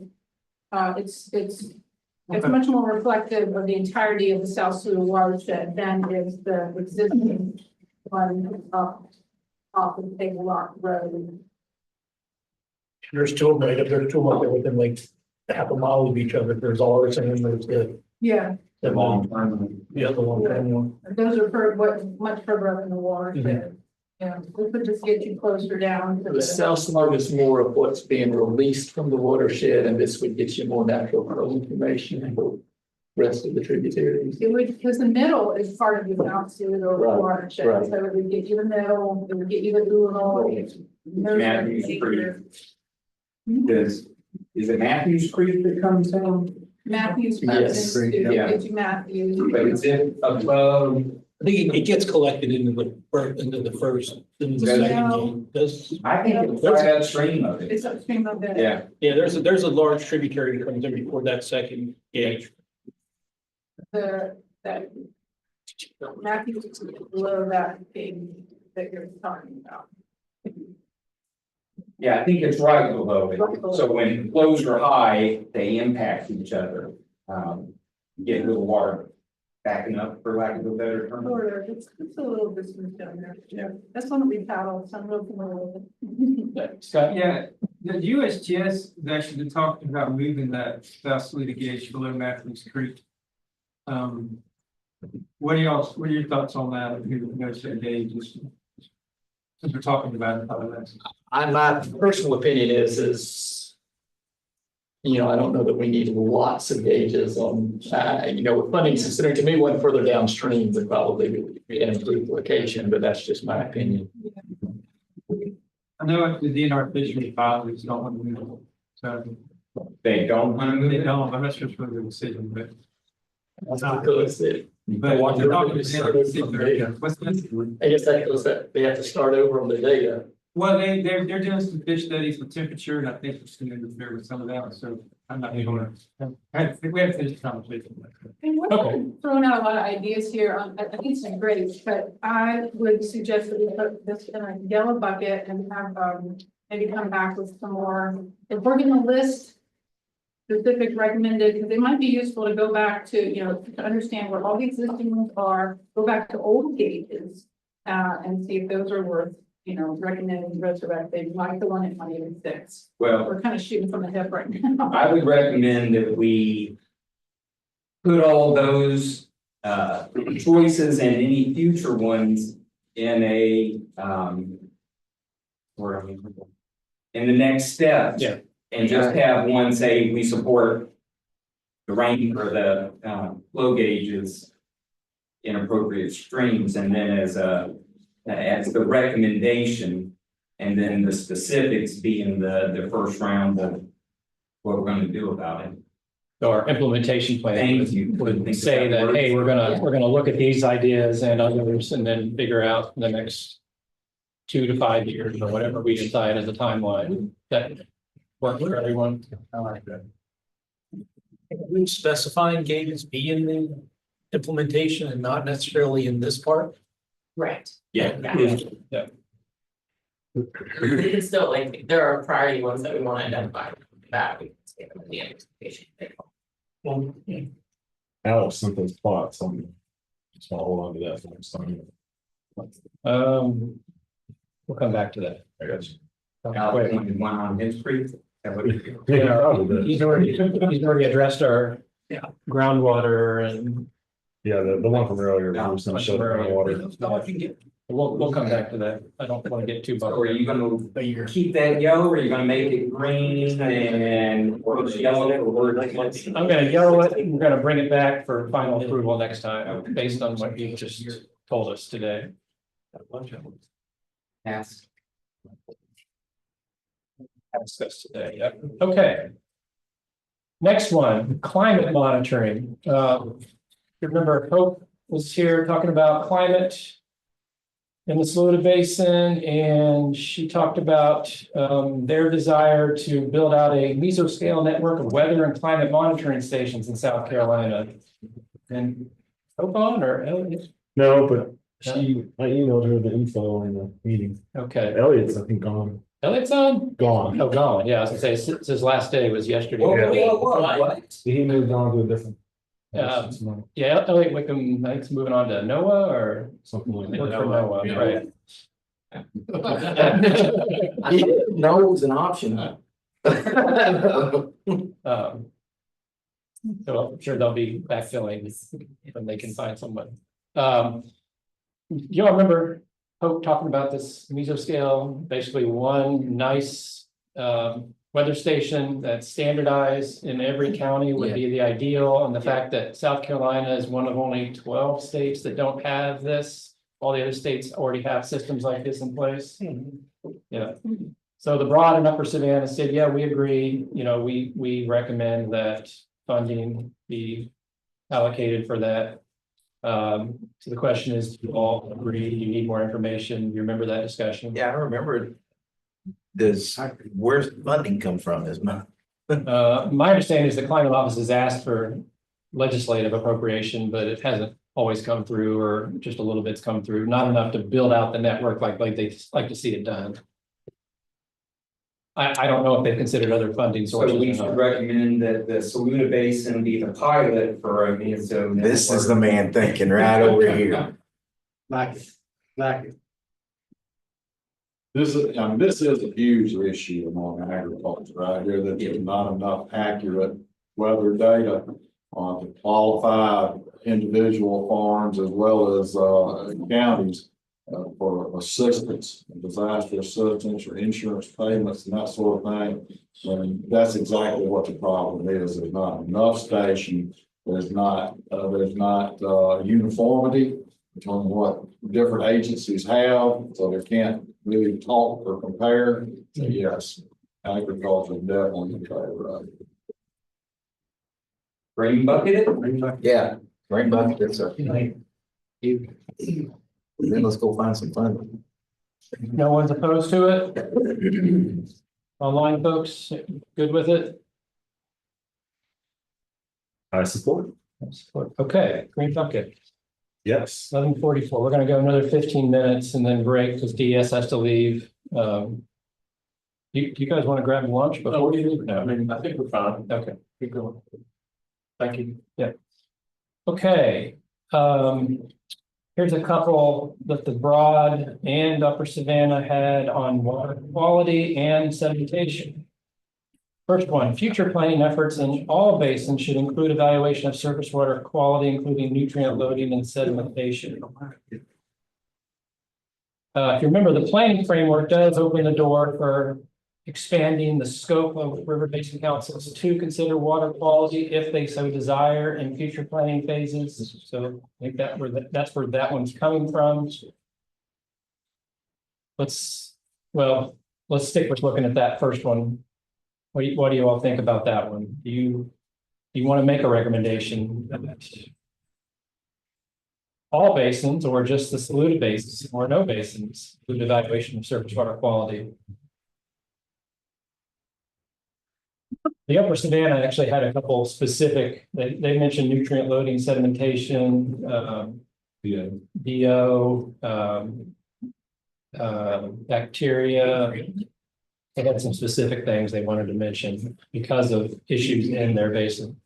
PCBs. I don't know if that came up or not. No, not specifically, but that would be an issue.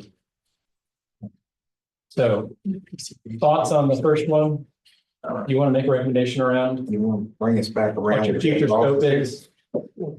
Sedimentation, well, I don't remember that from us, so. Quantity. Yeah. So.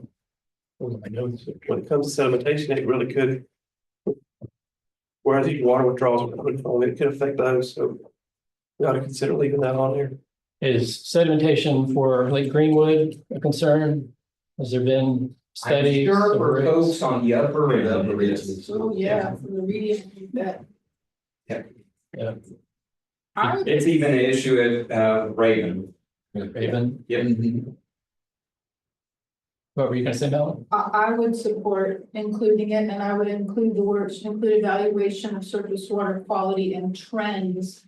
And this kind of gets back to that they quit doing the watershed assessment reports and instead went just to the South Carolina Watershed Atlas, which is fabulous.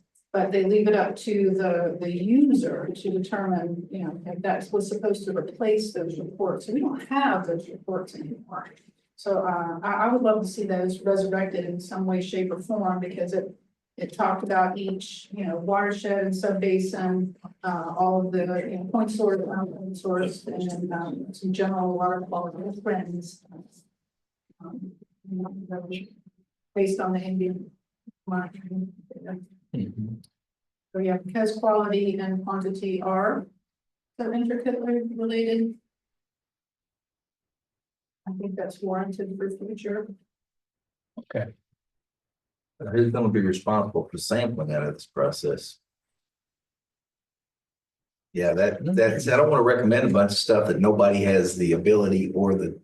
Well, they already have an Indian monitoring program, but they don't. They don't generate the reports anymore. Okay, well, as long as they have one, then we're good. ChatGPT will take it up.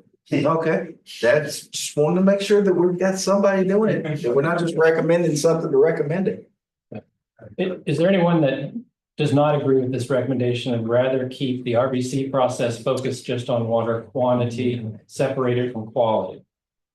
As long as you keep that word future, I'm okay.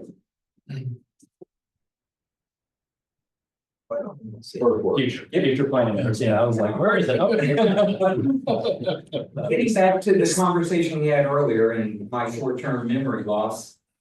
All basins versus state versus versus just us. Just kind of. What did we do in the last one? We punted it. Okay. I think we just said this. Yeah. Like I said. we punted it.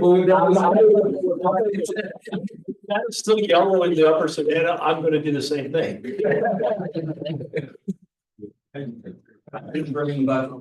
Okay. I think the second paragraph probably needs a little bit of work, The what? that second paragraph. Oh, yeah, no, But the first paragraph up there, we're going. Yeah.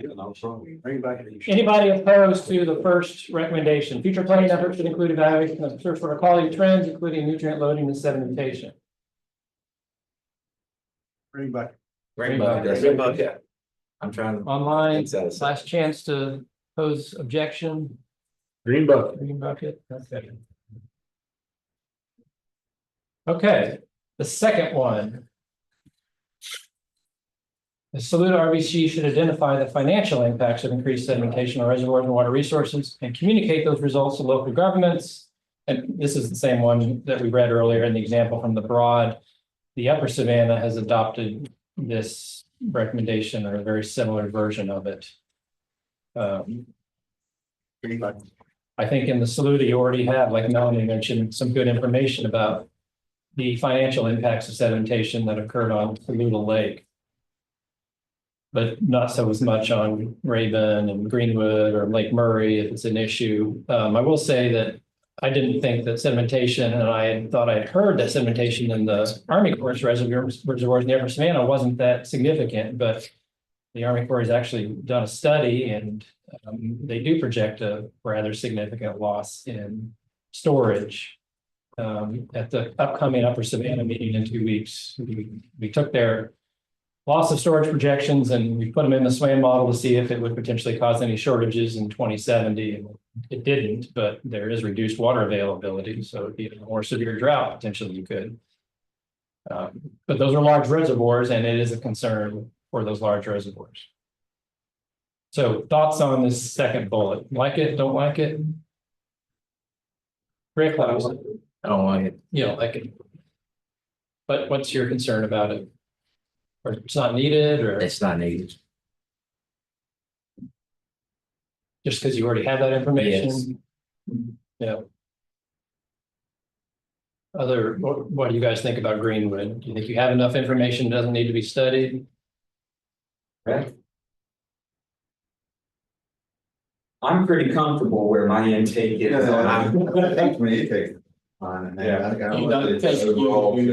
Communicate the results. Through other conversations about, the need for time, I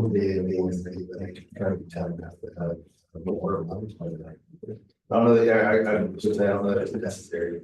The second part is. Yeah. Should remain. What about the second part? Second part, okay, I can go with. Second part. The communicate local governments. I think the local government communicate too. They are. I'm more talking about, but maybe there do need, I don't know enough. Maybe there does need to be some more communication on the riparian buffers and stuff like that. Charlie likes the second bullet, thinks about consolidating the two a bit, maybe. That would be. We mentioned sedimentation in the first one. I mean, where I hear the most conflict around this issue is not necessarily the utilities because they, either their intake is protected or maybe they're gonna move it further downstream if it becomes an issue. But it's with the recreational users and the houses around these lakes. That's the feedback I get. I get more feedback from people that live there. Yeah. Yes. Not so much from recreational, because the duck hunters love it. So. Run their boats. They don't- Yeah. Right now, Saluda Lake is 5 feet down and that's because they took the boards right off the top during the storm. No kidding. Yeah, and so homeowners think we control that and somehow we can fix it. And yeah, You got plenty of trees around there. Laying on the ground, just waiting. and that's what took the boards out. I was told it wasn't water. It was trees rushing into it. John, my issue with it is it sounds like we're generating, the RBC is generating the data instead of collecting the data. So if we were collecting the data from other agencies that are represented in this room or and outside this room, and then make a recommendation based on what data we collected, then I'm okay with that. But it sounds like we're gonna do the footwork Yeah. based on what's written there, and I don't know if that's what our purpose is. Who are the accountants in the room? I started saying now, my problem is that we're trying to find out financial impact. That's not our charge. Yeah. You know, if you're talking about quantity, okay, we're not charged with determining financial I impact. like the idea of being able to share information. That's my biggest challenge for us, mostly. I don't want to A lot have of to do start with the projects, surveys, it's etc. like, the ability to do it. There's no. The financial aspect is what actually is the legislators do. What financial impacts are those? So it's like for every, it's like.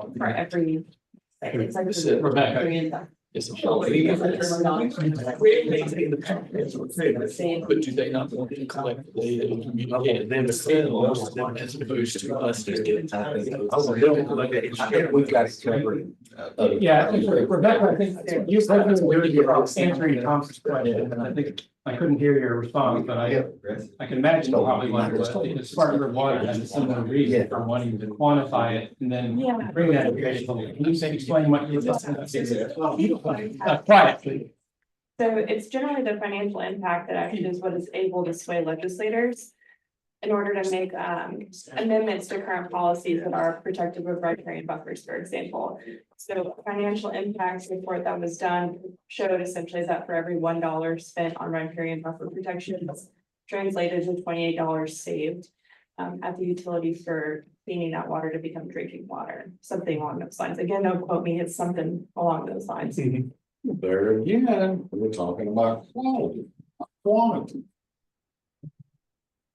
Not necessarily. Yeah, necessarily, if you're talking about being I mean, you tell me. That example why. specifically, so you took what I said that out of context.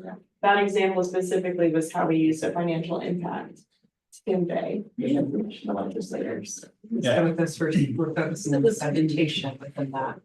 We've already established that was. Reservoir capacity, yeah. John, go to the next slide, because I think we can entertain that one and maybe that'll solve this conversation. Yeah. This is also kind of the same vein. You're right. So this one's more specific to sediment loading and things you can do to help prevent that. So it's tough. You could add. Or here. Right. So, yeah, we might just abandon this one, since there's a lot of mixed feelings about it, and work on this next one and see what we can agree on. That's what I'm suggesting. I want to try it. Well, I think we yellowed for a hot second. I'm gonna yellow and then it may turn into a red. I'm gonna put the red behind there, tuck it in, because that maybe where it's heading. But this one gets to the specific issue. Yes, that's the issue. And before we start talking about this one, which may take a little bit of time, it's almost noon. I want to break for lunch and then pick this up. Yes. Yeah, all right. Well, right, think about this, ponder it. We'll start up again in about 20 minutes. Online coach will adjourn again at about 11 or 12:20. I have breakfast. After we bake the pumpkin spice cake, which is excellent. So please thank Kathleen. Now it's all recording, so.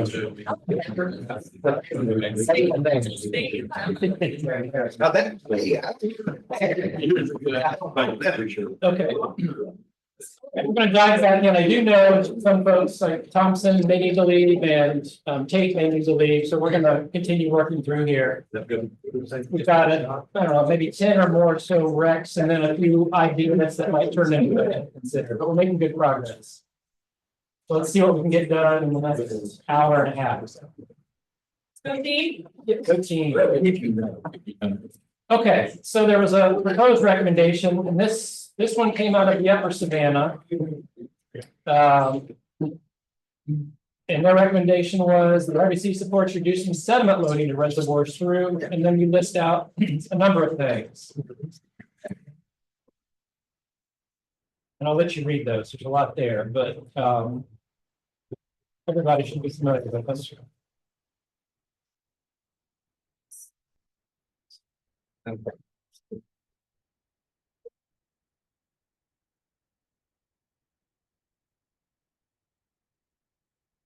Big picture first, do you want to make a recommendation around reducing sediment loading to reservoirs? Yes, yes, Yes. but Okay. Are there specific bullet points that you don't necessarily agree with that you want to take out? You think, I'd say, number 4, 1, 2, 3, 4, develop and incentivize green infrastructure, stormwater ordinances. that is, I don't even know what it means. there's the good question. Right there, but also I just, why should we incentivize them? If it's for good, then. We're not incentivizing, we're supporting the incentivization of it. Just is how it's worded. Let's try a great job. Thompson was asking, what does that really mean? Are you asking about green infrastructure or green infrastructure? Yeah, green infrastructure. Yeah. Rick's an expert in that, right? I've been working on green infrastructure for a long time. Green infrastructure are just engineering tools, basically to slow water down. If it moves through, it slows storm water down. And so instead of just a pipe or a hole in the ground, like we typically do things, what these are called, things called bioswales, which are vegetative swells or ditches that have plants in them, help slow the water down, remove the contaminants as the water moves through it. And so these things have been implemented all across the United States, are becoming more and more popular. We just got this in Greenville County. I did the City of Greenville stormwater design manual, and now it's got green infrastructure in there at the city level in the City of Greenville. Again, the goal is to slow the water down, let more groundwater recharge happen, and that will reduce, estimated in Greenville, it will reduce the stormwater loading 35% into this agreement in the City of Greenville. You can imagine how this can be implemented on a broader basis. This would again can reduce stormwater impacts 25, 30, 40% minimum. And so again, these plants, I'm a plant guy, so plants help slow that water down and remove 60 to 70% of the nutrients and the toxins that come with stormwater. So what we're hoping to do is we're hoping to encourage municipalities to take up this as part of their own ordinance as a modification or a new ordinance. So should we word it so that it more kind of fits into where we're encouraging others to take up that argument based on our own support and recommendation. Possibly, yeah. So, Rick, I appreciate your definition and explanation. But I guess my other question is that a legitimate term that will be recognized within the industry, meaning X, Y, Z, A, B, C? Yes, sir. This is the recommendation, but if you look at the broad, like they've got recommendation, but then some like to like explain it, so we could insert a definition that is already, like, we could insert EPA's definition for green infrastructure under it, just to provide clarity. I mean, I don't think that we can define anything that's already defined within the industry. I would just picking it off. Well, but yeah, you know it, other readers might not too, so. Not a bad idea. Sometimes you hear it as like nature-based solutions. Another common term is called low impact development. You know, for new development, these types of things, like for example, you know, the typical way we do subdivisions and development, we create a big hole in the ground, called sediment, basically sediment spot. So this is more about creating a wetland than it is a sediment hole in the ground. Wetlands do the job for us. So like I use an example, the Michelin distribution center that we did over in Spartanburg, 250 acres of developed corporation, corporate thing there. We put in a 20-acre wetland that handles all their stormwater, from the roof, etc. We remove all those pollutants, all that sediment, and all those nutrients that fall into that system. It's beautiful, it works, and I've been doing it for a long time. Did you go on the Unity Park tour that we did? That's a good example. There's some examples up there. Yeah, that was a good example. No. So Eddie, you had suggested instead of saying develop, incentivize, I think you were saying. Just have support that recommended supporters. The way we're gonna identify local governments, local governments. I like that. The phyto micro remediation with it, which is a little bit than what that was done, because what I've done is incorporate fungi is what it plants. The fungi is the catalyst that removes the nutrients from the toxins. And Yeah. so the plants through the roots. It's the fungi that removes the rest of it. I will walk you down that road, all the plants that came, they pulled out the sediment. So that's, is that sediment. You know, you think about a river, a floodplain. The plants knock that silt, knock that sediment down, it builds up these ledges. That's how you build bank. Build a new bank by letting the plants knock it down. Reedy, plants in the Reedy, it was called Reedy River for a reason. Because the reeds was a running area giganteum. I'll not give you too many technical names. Those reeds knock down the silt as it comes down with flooding situations, help build new banks. They also help take out the nutrients. Nutrient pollution is one of our biggest problems. Okay, all right. No, that's fine. We should have actually had a expert presentation from Rick on green infrastructure. That's important.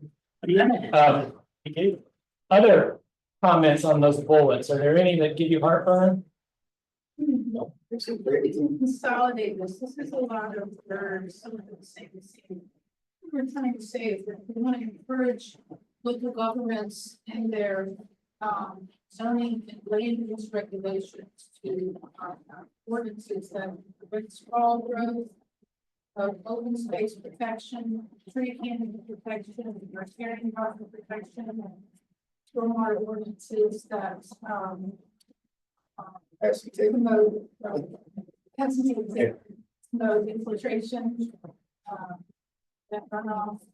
I just feel like this is this could be consolidated for this older set. I'm a little concerned about this local government. Because most riparian zones aren't in a governmental area. Why this? They're in a county.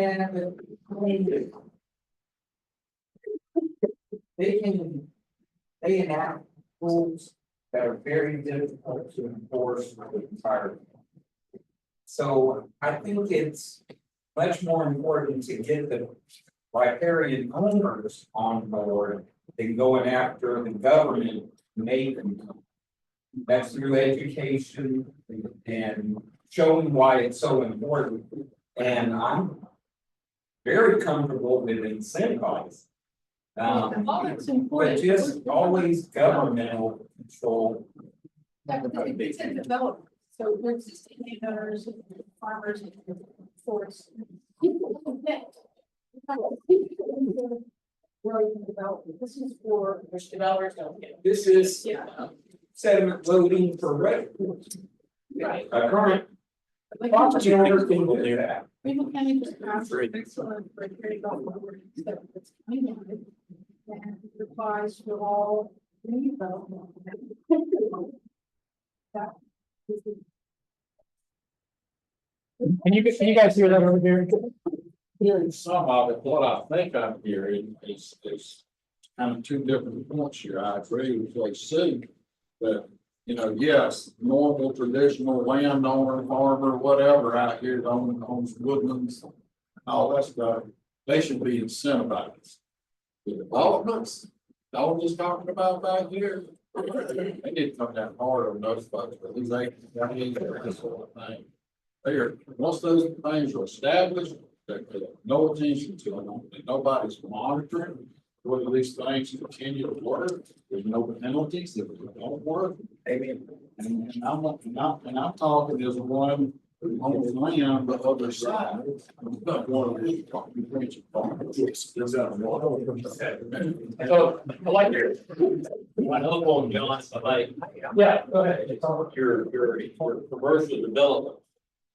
It's on the water, it's drawn up by engineers.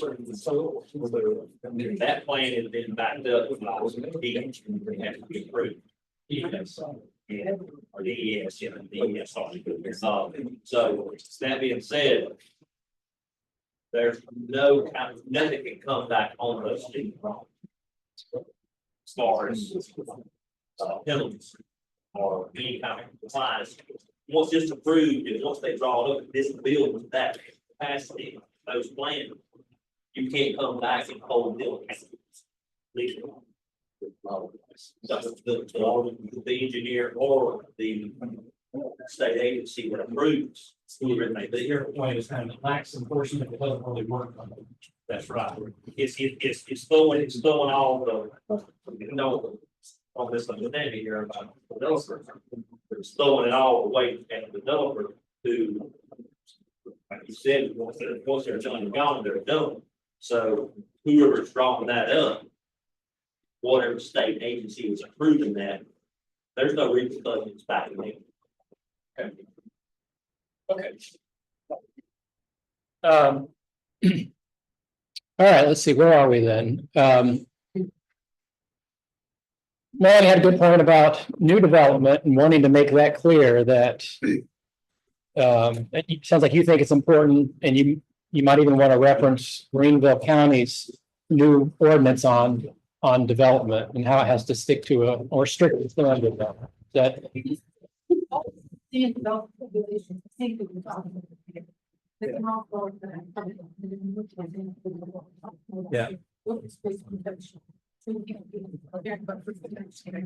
Better stormwater governance. Yeah. Okay. It's whatever you think is effective. So it could be helping education, right? So the RBC getting out there and saying, hey, here's some important things that, we would like to, maybe that education is more for individual landowners. Helping hooking them up with programs like Melanie, through riparian buffers and that kind of thing. But there also could be education for local governments that might understand what the issues are around education. That's kind of a Spartanburg example where water rates are going to have to go up if they don't get if sedimentation continues to get into their reservoir. They got to go up. John, after that, we were a lot of quality group. We first started working on this 8-10 years ago. We started talking about buffers, we started talking about all this stuff. And the soil and water folks, I said, well, get the engineers in the room. Let me come talk to them for 30 minutes. At the end of that 30 minutes, they all agreed we need a 100-foot buffer. Before I went in there, they had no idea what a buffer was, what it did, anything. And so we got the county on board in 30 minutes. Same thing with the county council. They had no idea what a riparian buffer does or anything. We got them in a room in 30 minutes, they go to 13-1 to prove. That one person was very clear, he just gave the buffers. Before we're tied to it, because once you show people what this does and how it does, and how it functions, how it works, and why it's important. You can't just say it. Okay. I get excited. So, John, I apologize. Oh, you flew through the slide. So we are not done with this one yet. Is that correct? Yeah, I was just looking back at the previous one, but go ahead. Okay, never mind. Okay. Just wanted to make sure we weren't done with it and I hadn't missed something. No, we're still working on it. In fact, Catherine said she's trying to wordsmith it. Like, do you want to respond? And then, I will admit it is a challenge sometimes hearing the discussion. I don't know whether the microphone position changed. The air conditioning is kicked on, so, and we've got people on opposite end of the rooms talking. So yeah, I apologize for that. Okay.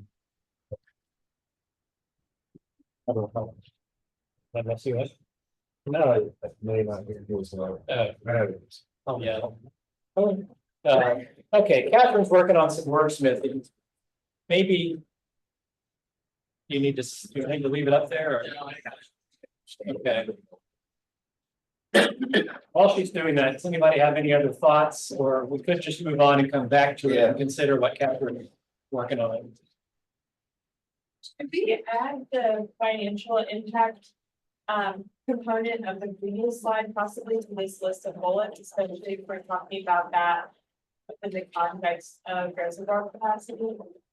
I think. Okay. Seeing impact. Some cases, the water utilities only been. They think that.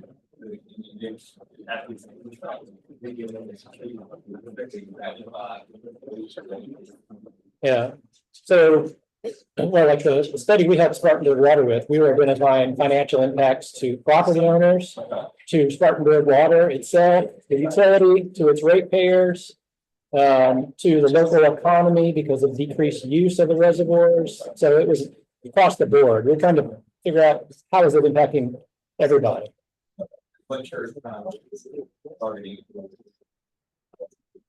Yeah. John, since folks are working on wordsmith and this, do we want to go to the one before that was red in yellow and kill that one because it looks like this one addresses all those things? I agree, except for the one like component I just mentioned. Like, Okay, yeah. just making sure that didn't get hurt. Got it. Yeah. Thank you. So we'll come back to it and we'll also look at the previous one and make sure it covers what Rebecca just mentioned. Here's another one on quality sedimentation. This one has to do with more land use changes. The broad adopted one that says with support from technical experts, the RBC should evaluate the impact of future land use changes on water resources, quantity, and quality. So we talked a little bit about that. That one could be done through use of a different model like RTI International's waterfall model, which they've already built for the whole state and they've used it to inform the ecological flow relationships. We've used this in the Catawba Basin to look at current and future land use changes and help prioritize conservation areas. They are actually doing a presentation on November 21st to the broad RBC to explain what that work was in the Catawba. And you're welcome to attend that meeting or listen in or watch the recording. But the broad added that recommendation, and now they're working on that recommendation by hearing from RTI about the Catawba study. So is this something that you want to include for your basin? You want to continue to assess the impact of land use changes on water resources, quantity, and quality? Yeah. We have not looked at land use changes as part of the SWAM modeling. We've only looked at changes in demands That's it. Yeah. I don't see how we can continue as an RBC if we don't do this. And when you look Seems to at be the the, fundamental issue at it. and when you look at the growth in this basin anticipated. Kevin, you're talking about the growth and concerns about rapidly changing land use and how that might impact. Especially in middle Greenville County, the risk of sprawl elsewhere too. Particularly because we have a study now from the Saluda River Basin, the Saluda Reading Watershed Consortium that said, below the reading, peak flows are getting higher and base flows are getting lower as a result of land use. Yeah, that's a good example. Good example. And also, one note is, we're working with this unified development ordinance in Greenville County right now. And one of the alarming things is that Greenville is down to 38% tree canopy. 38% what? 38% tree canopy. Oh, tree canopy. And so talking about changing land use, growth and development, loss of tree canopy, all these things are like a part of a big ball here that is indicating that we need to pay attention to this. And I definitely support keeping this in our window here. Yeah. Okay. Well, do you like how it's worded? I mean, this one falls on you, the RBC, to figure out how you're gonna evaluate this in the future. You will need support from technical experts, you'll need funding. That'll be part of the implementation plan. But you want to do this pro bono? CDM? This would be RTI or somebody. Well, and again, we have the economic study that was done that Rebecca was talking about. And we already have this economic study that proves the value or demonstrates the value of the buffers. And also it addresses some of the land use changes that we've been talking about. Okay, anyone opposed to this one or have recommended wording changes? Do we want to be more specific at all for like what components of land use change that we would be interested in, or do we want to keep it more broad? I'd say keep it broad here and then as the implementation Okay. Big things. jump into the specifics. Do you have, for the narrative that follows this recommendation, sometimes we like to include examples, but do you have an example of? I think everything Rick just said was super pertinent, and also I think it's important to note the conversion of agricultural land into development is a huge issue and contributor to these things that we're seeing, especially with what Melanie was talking about with the changes of peak flow and base flow. So I think that should definitely be included in anything that we do with researching land use development changes.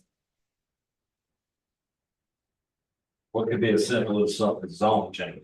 If it's zoned agriculture, and they want to change it to commercial or residential, then that's where your land use change. I think that's a good comment because, the zoning issues, I mean, for years we kind of run from zoning. The Z word was like death knell or anything, decision made. But as we move forward, everybody's understanding that it's the only tool that we have to help protect things and protect their quality of life as well as their water. All right, just to remind y'all, you're sitting in Lawrence County where there is no zoning. You about to get shot. I was about to say, let's just say that quietly, although it's being recorded, now I'm on.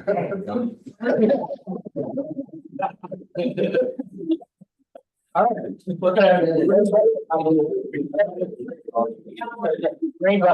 Ready to go back, or you want to go to the next? Keep going, okay. Okay, this next one kind of covers recs that we've already discussed. It's in future phases of RBC planning. Include more analysis on relations to water quantity and quality, such as the echo flow relationship analysis that was performed. For example, an evaluation of land use-based pollution and sediment loading could be included. Now, we already have a rec on. Yeah. Evaluation of surface water quality and trends, including nutrient loading and sedimentation. How many times are we gonna? Yeah, that's the same. It's the same. It's Kind of the same. We need to So, consolidate. Yeah. Just kill that. is there anything in this one, Melanie, that you feel like would be lost if we deleted it? It's already covered, I think. We've been talking about ecological flow. Yeah, I was gonna say there needs to be a new home for that, the ecological flow relationship. So we've got a future recommendation that builds on the ecological flow. Mhm. We lost Michael already, but it expands those studies. So we'll get to that and we can expand that one if we need to. All right, I'm gonna red bucket this one since we pretty much already covered it.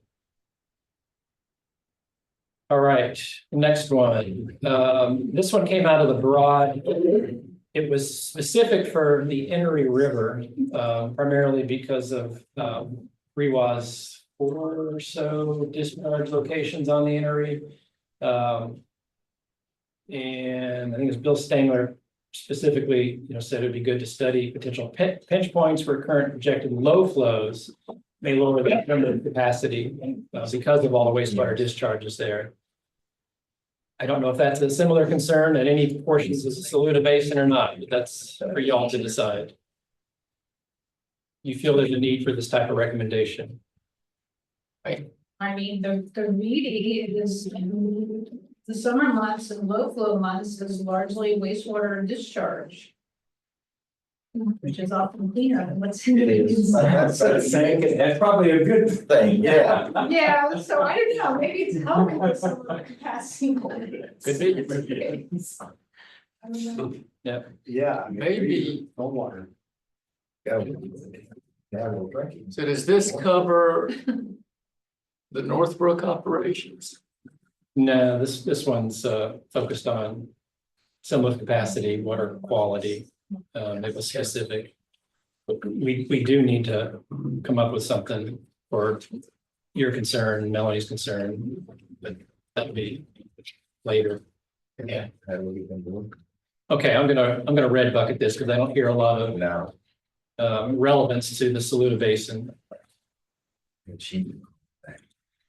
Okay, now there's some on changing land use and conservation. Now, actually, this one was directly related to the study that RTI did in the Catawba and that the Broad is going to hear about.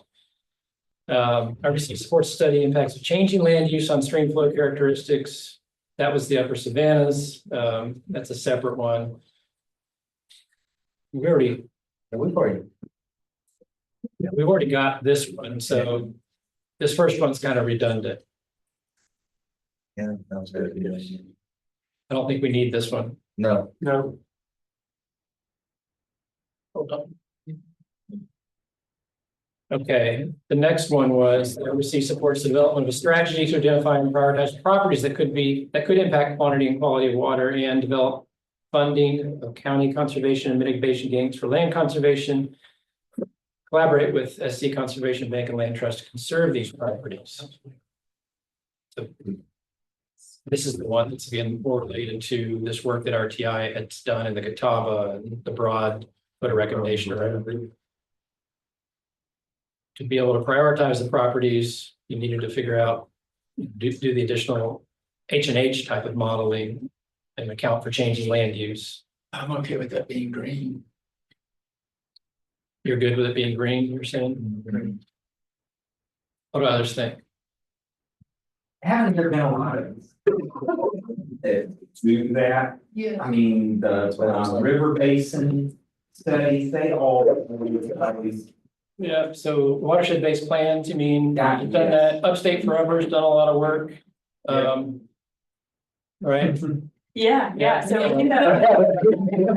Making funny face. Yeah, so this is a huge component of like how we operate our land trust program is land prioritization analysis that we do in the watershed-based planning effort. We actually just presented on it this week at the was that last week or the week before?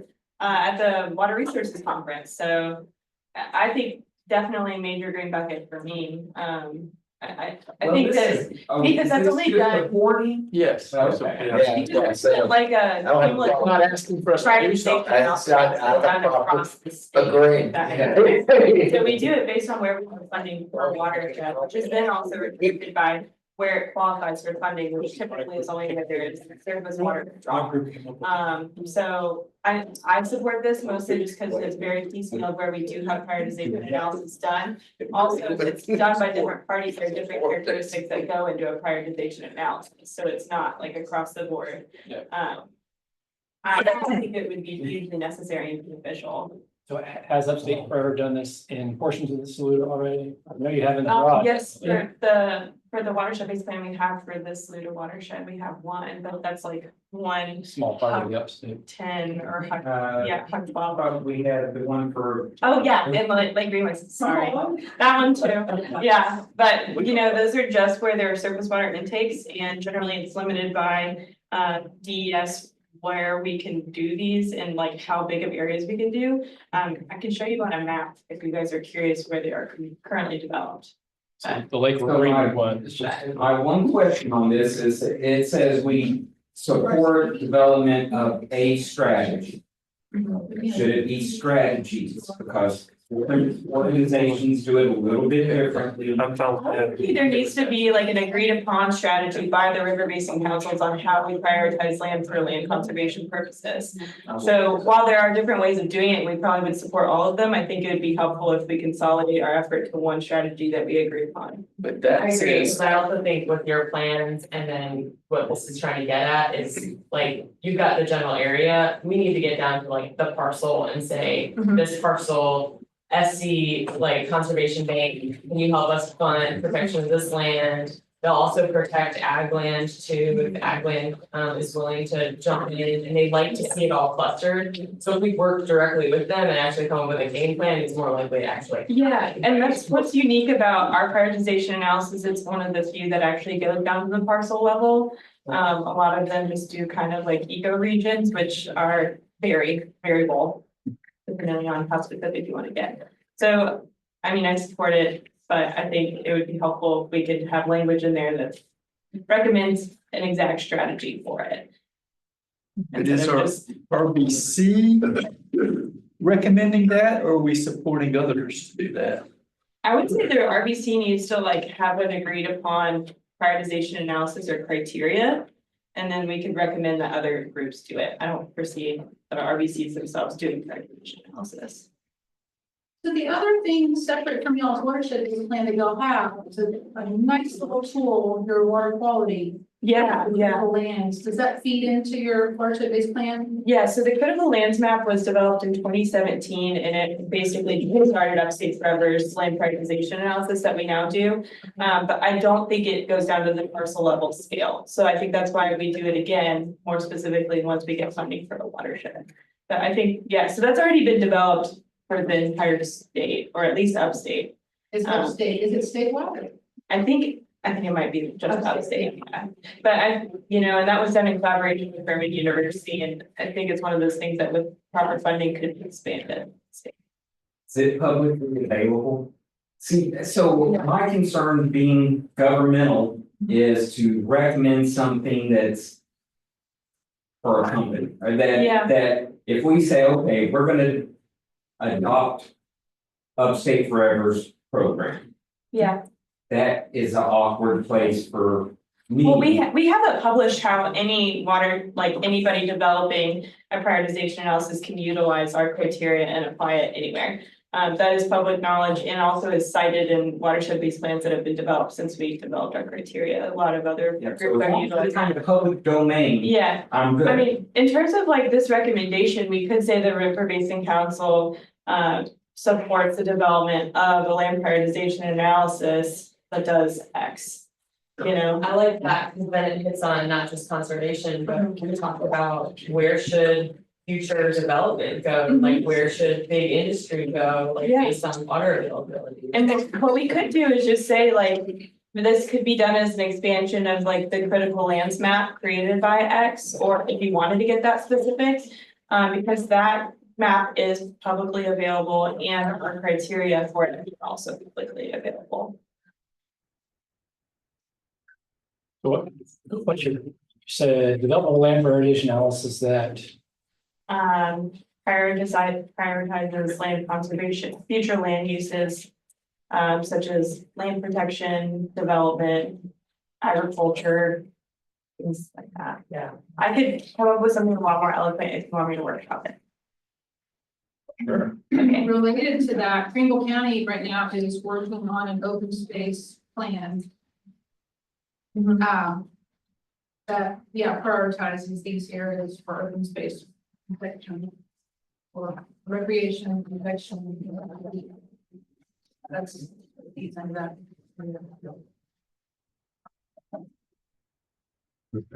What about the second bullet?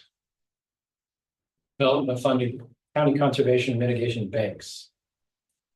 County conservation banks are really essential, just because they can actually create funding opportunities equitably.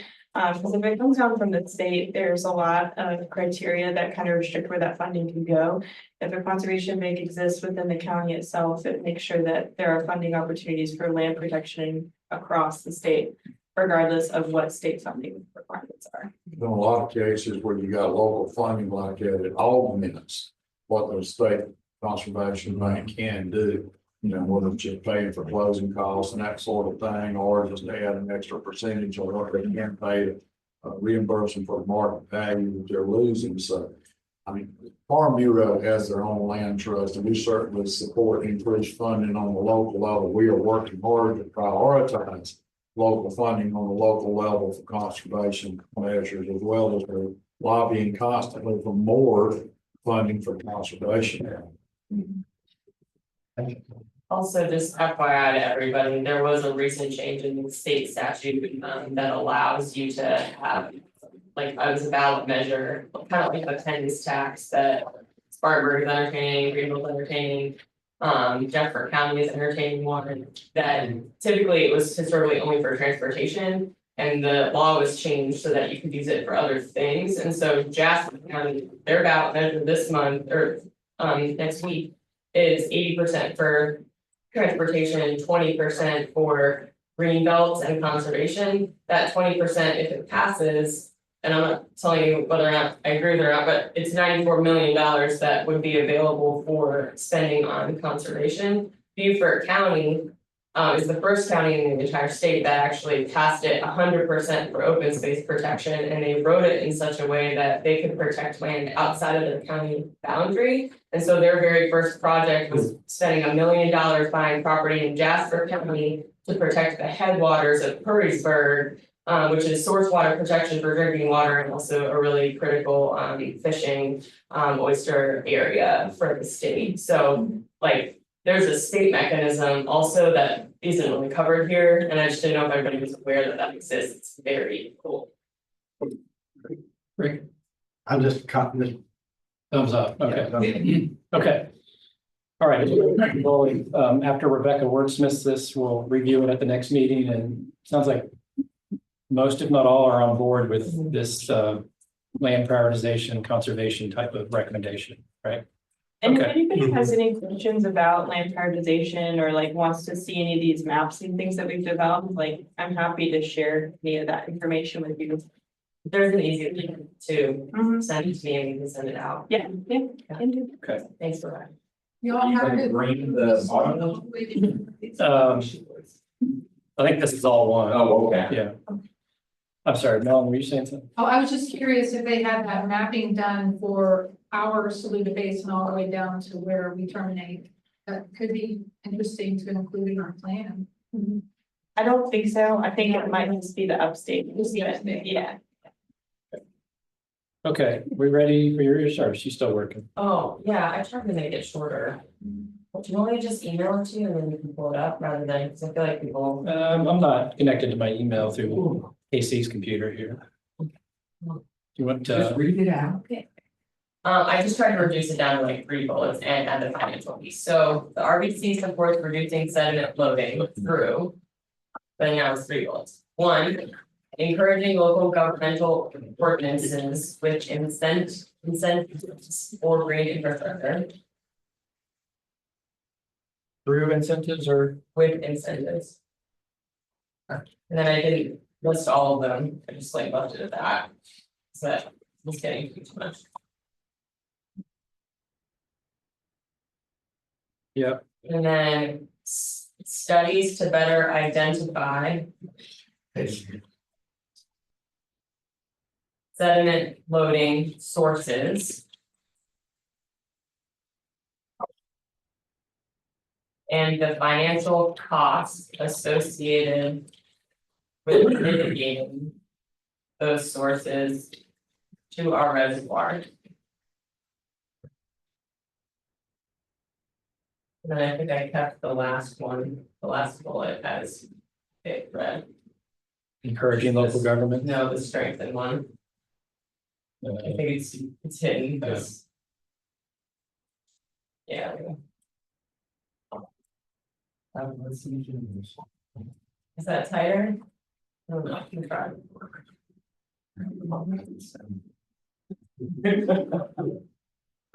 It's way worse trying to spell when you are like, you type. On the third one, would you want to add, non-compliance and erosion control requirements and stormwater ordinances, or stormwater ordinances, does that capture the erosion control?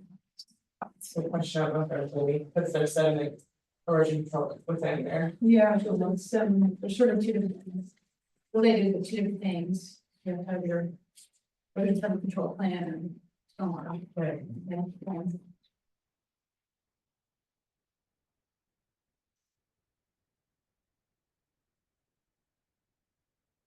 So is the problem that penalties aren't strong enough, or is it the enforcement isn't strong enough? None of inspectors, none. So it's enforcement, it's not penalties.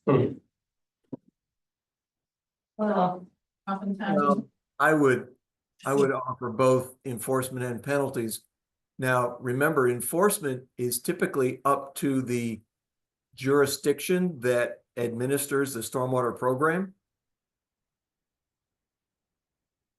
Because it is the jurisdiction that is typically responsible for conducting their assessment of how permittees are complying with their stormwater permit.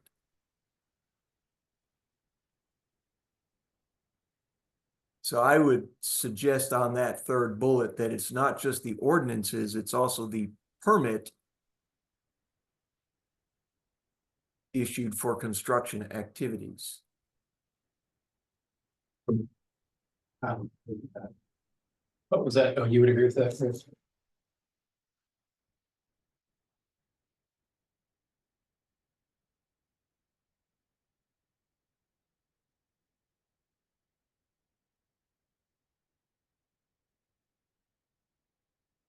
Feedback?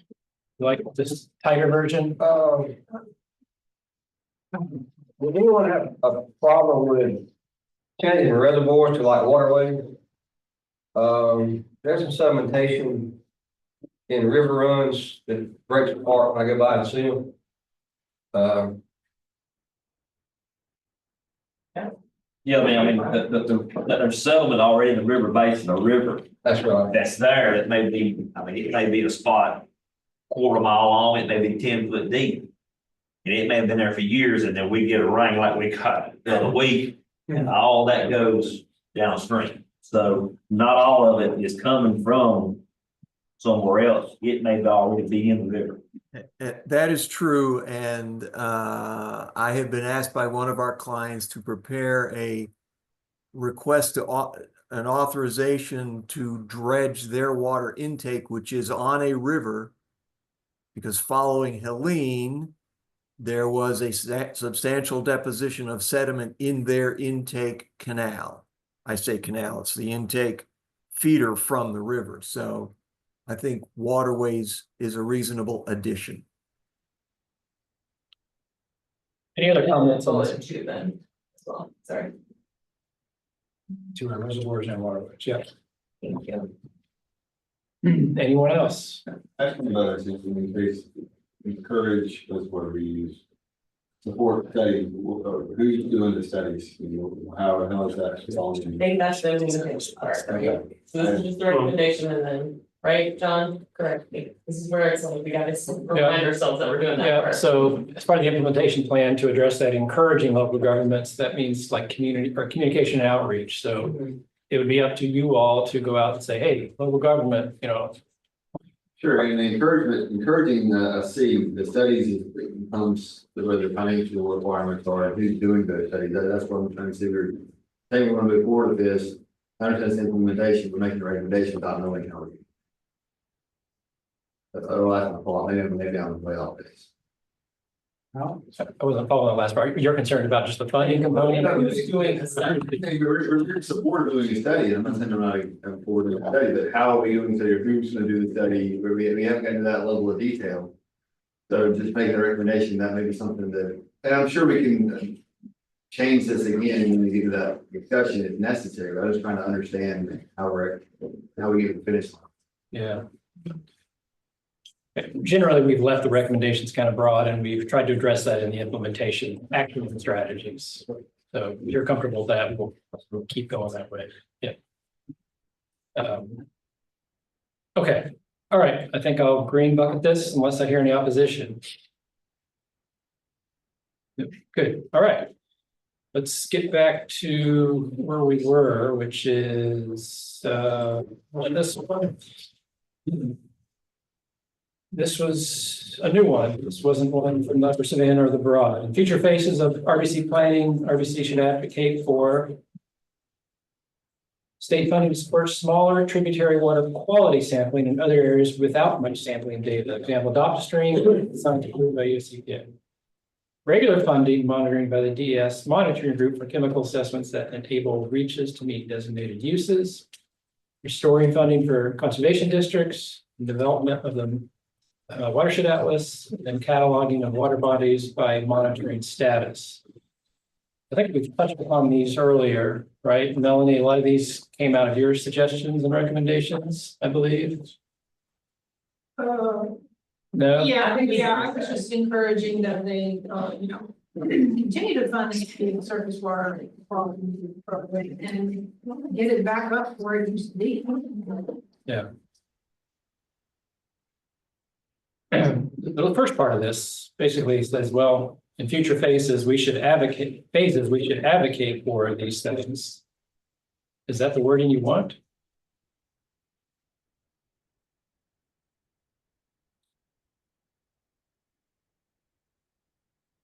Wouldn't we advocate for it now? Like, why would we wait to advocate? Is it because it touches on water quality data? That's why it would be in future? That might have been the thinking. I'm not really sure. Yeah. That's kind of why I was questioning it now. Yeah. Why did we put that? Why can we just say we should? Oh, we do. We will. We advocate. The RBC. In fact, I thought that was in part of our who we are and why we are. That's right.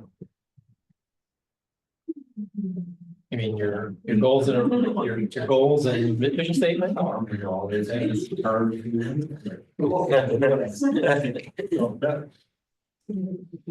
missed it. At the beginning of the meeting said that he remembers the 70s and thus doesn't remember anything now, so.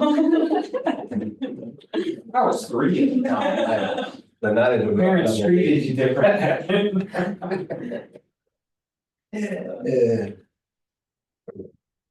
Well, we had this couched, I guess, under future RBC planning efforts. Now we've kind of just said, well, we advocate for all these. Now it's kind of a mixed bag of things you're advocating for.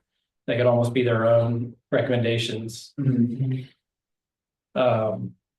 we should just go look at the bullets one by one and say, do we want a recommendation about this? Do we want to advocate for it? I feel like the first bullet fits in with what Casey was saying, like with educating our landowners that do currently live on waterways, and like that could be a component of that. If we wanted to break out recommendations that are specific to folks that already are exempt from development regulations, they are already there, how can they be better stewards of their land,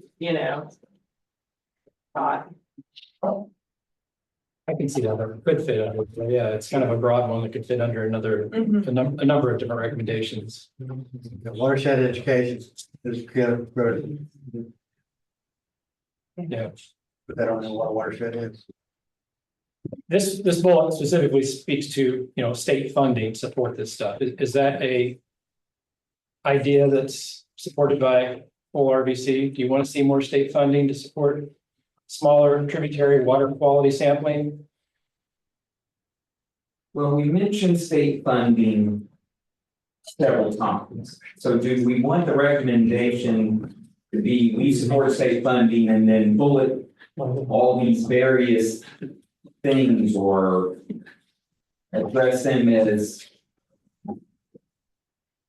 Seems like every third one is, we want funding for this. I think there's a more concise way than just repeat and throw money at the problem. Yeah. Another way to look at it, I guess. You're right, though. This one does just touch on funding. So that's why I reworded it now, just to say, here's a number of things we think are important to fund, but we do talk about other things that are important. And do we have to go back to the other ones we've already asked for funding and put them down here?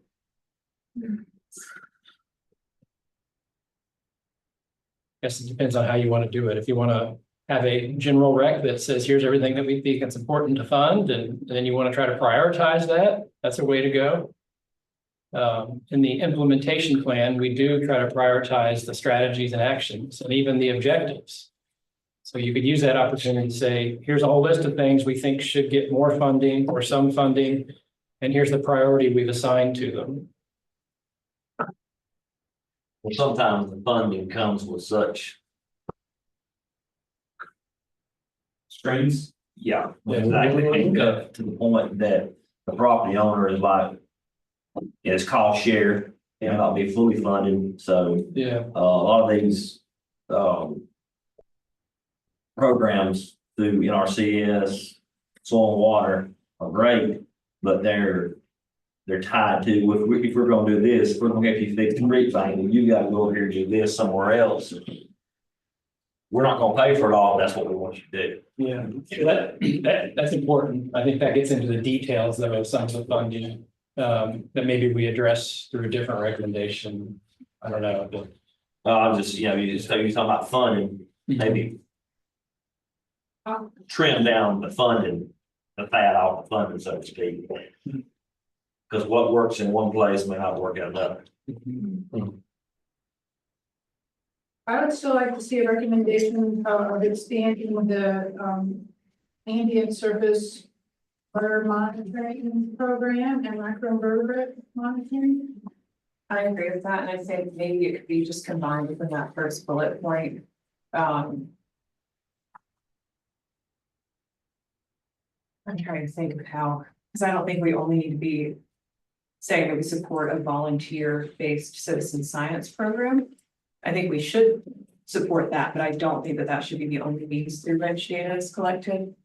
And so I'm wondering if we could get rid of the parentheses in the top bullet point and combine like a sub bullet with kind of a list of ways to gather that data. Melanie, do you think that could work? Kind of combining what you just said with that first bullet point. The other thing, Josie, and I'd like your opinion on this is adopter stream is really like, that's public outreach, that's education, right? And I mean, 4 obviously does this really well.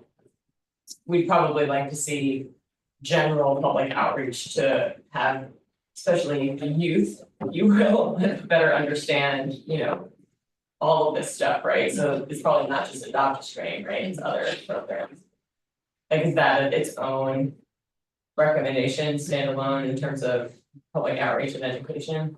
I think it can sit in 2 places where it's public outreach and education and also data collection with the intent of finding any red flags. Just another thought here. I am a little concerned that we're doing a little bit of creep for this phase. Again, I think that's why this one was titled Future RBC Planning, because we're touching on a lot of water quality related things.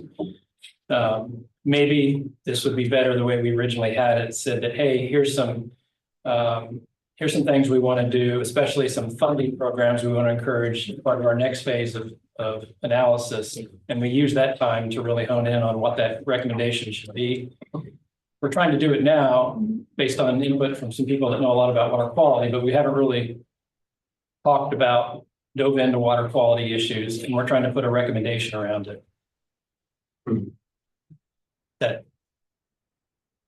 I think that's why we couched it as future planning and we kept it a little more general. We can still keep it that way, but does it make sense to still couch it as a future?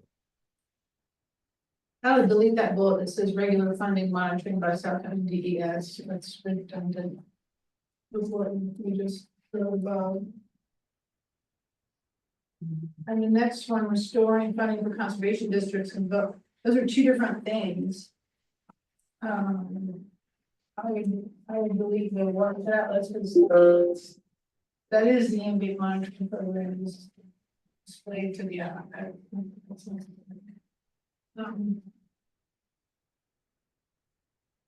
restoring funding for conservation districts. Well, conservation district people might want to speak to that. Are they not funded adequately? No. Okay. That, yeah, restoring may not be the right word. Perhaps adequate funding. Restoring suggests there is no funding for conservation districts, but there is.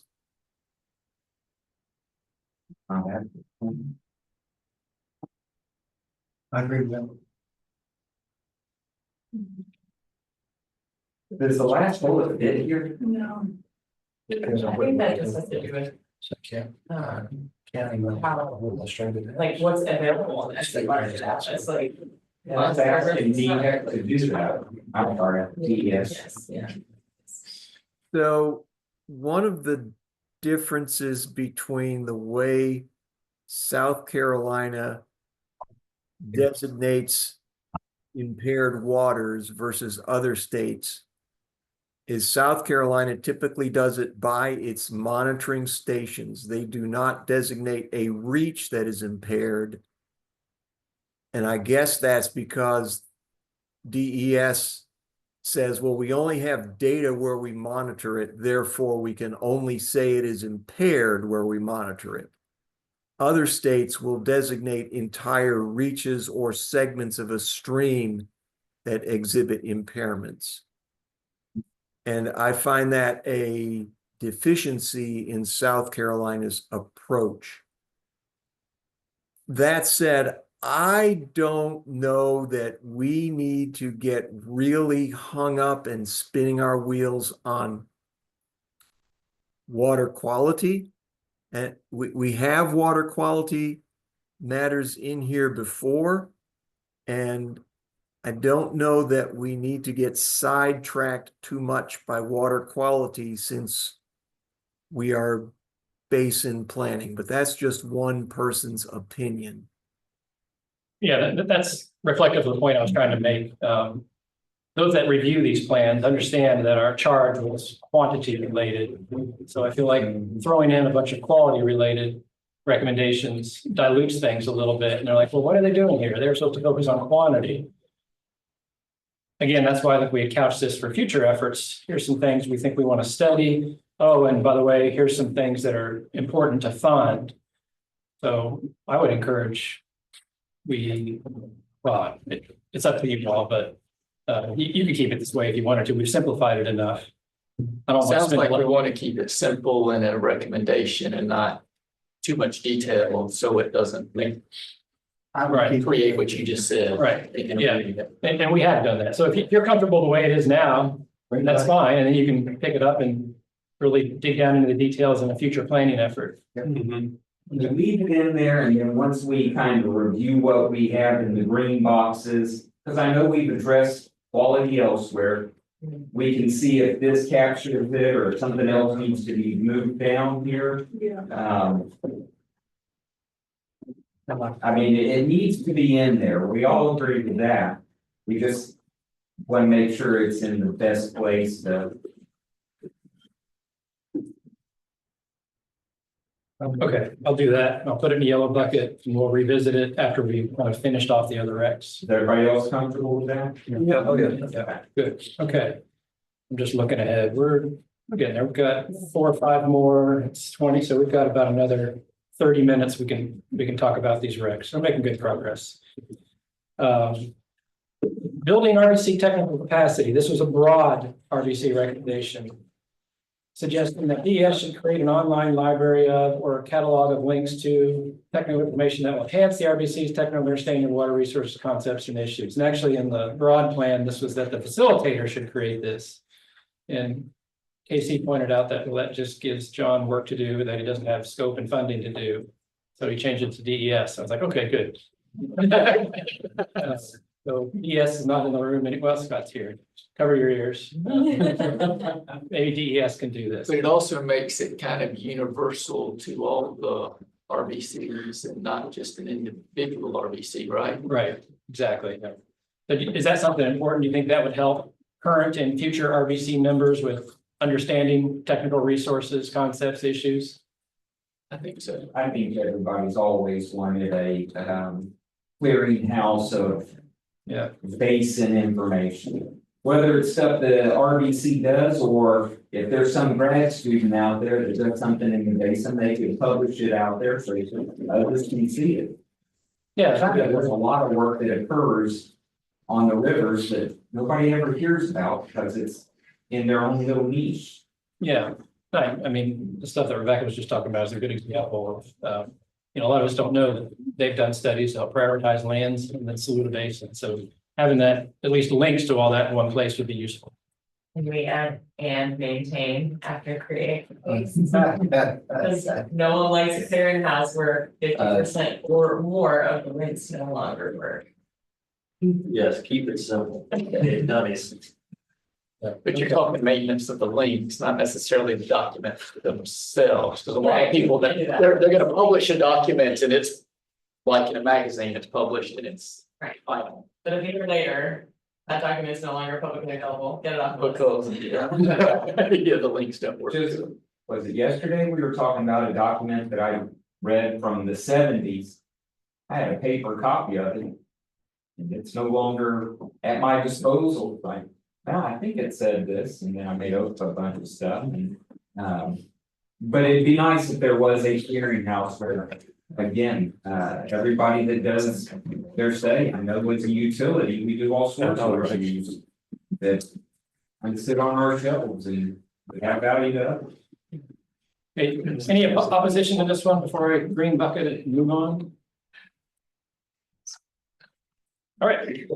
Okay, we've got a couple slides on data gaps, filling data gaps. Let's do them one by one, hopefully kind of quickly. Well, the first one was coordinate with DES to identify and define data gaps and possible avenues for filling gaps in future phases. Does that need to be a recommendation?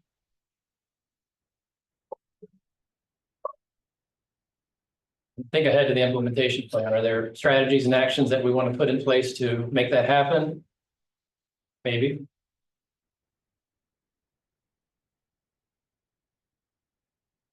Are you gonna have a list of data gaps in somewhere in the, like, consolidated in the same here?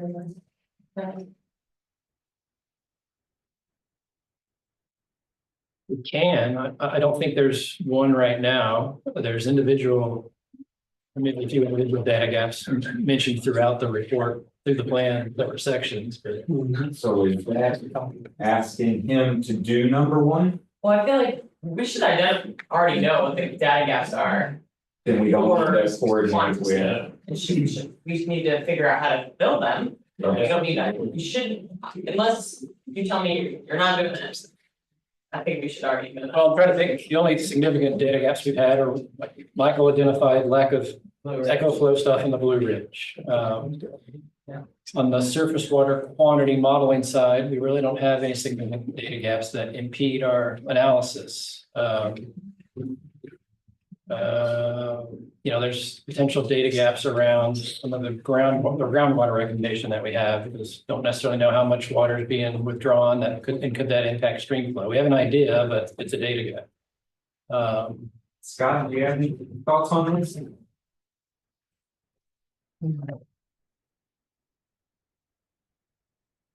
Or Alex? I know you both love data. Yeah, I don't know that Alex would identify important data gaps for the demand forecasting. I think he felt like he'd got a lot of information that. Yeah, muted.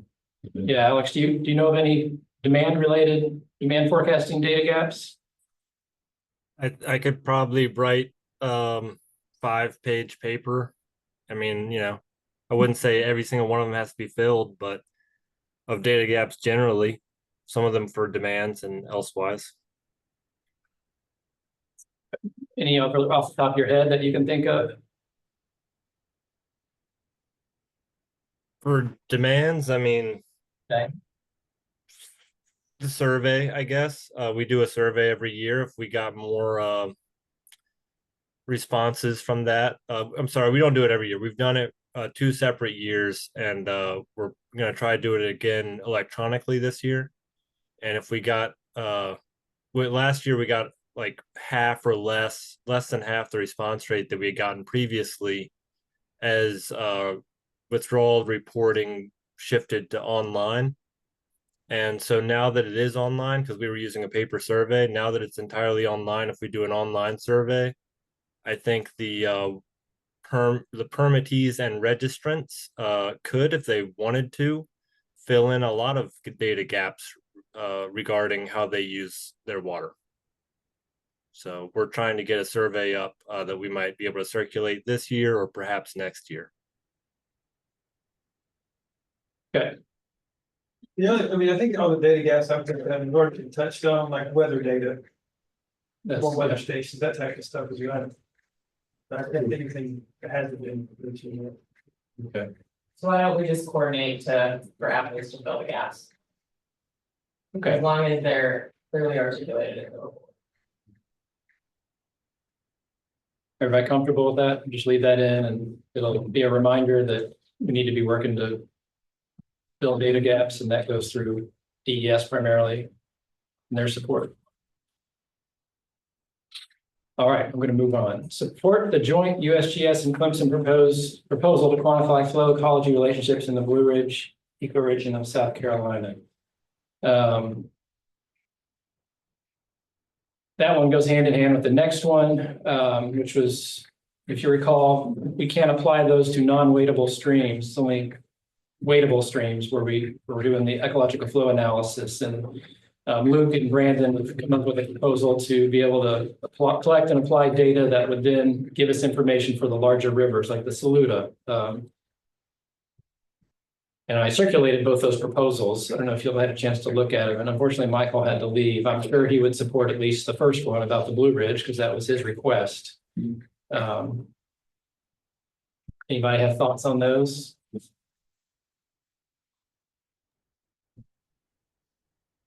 Bigger questions, did you find that information useful? We've been doing it in every basin. In the Saluda, did you find it useful? It didn't really identify impacts based on current or future demand projections.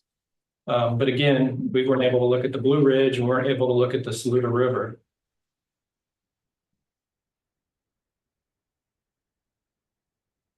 So I think there is merit in both of these bullets, but I think the third one should be wordsmithed. To me, it seems a little jargon. Why wouldn't we simplify the third bullet to use the same term, flow ecology relationships? We can. I don't know why I wrote it that way. I think I was basically just pulling language from his intro paragraph of each proposal, and that's what I ended up with. But you're right, it's kind of the same thing. Does the upper Savannah have anything like the second point? Say that again? Does the upper Savannah have anything like the second point? Not yet. No, yeah, not yet. We haven't really talked about it. And it wasn't when Brandon and Luke presented it. I guess there's much less Blue Ridge in the upper Savannah. Is there Blue Ridge in the upper Savannah? I don't know that there's much, if any, so I don't think it was as big of an issue. Not much. Since almost everything's flow controlled up there. Maybe it's the right. I'm thinking more mountain stream though. Are they similar? But you're right. They're not technically Blue Ridge. It would be the headwaters of the area, the headwaters of Koa. So there is a little bit, but it's like our maybe less than our basin, but there is a little bit. We had discussed this is a very small area, but it, from Michael and I representing recreation had a very big interest.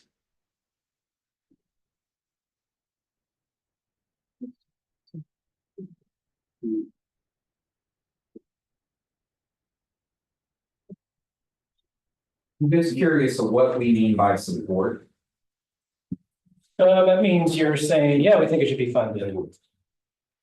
I'll say that all day long. I mean, To me, supports.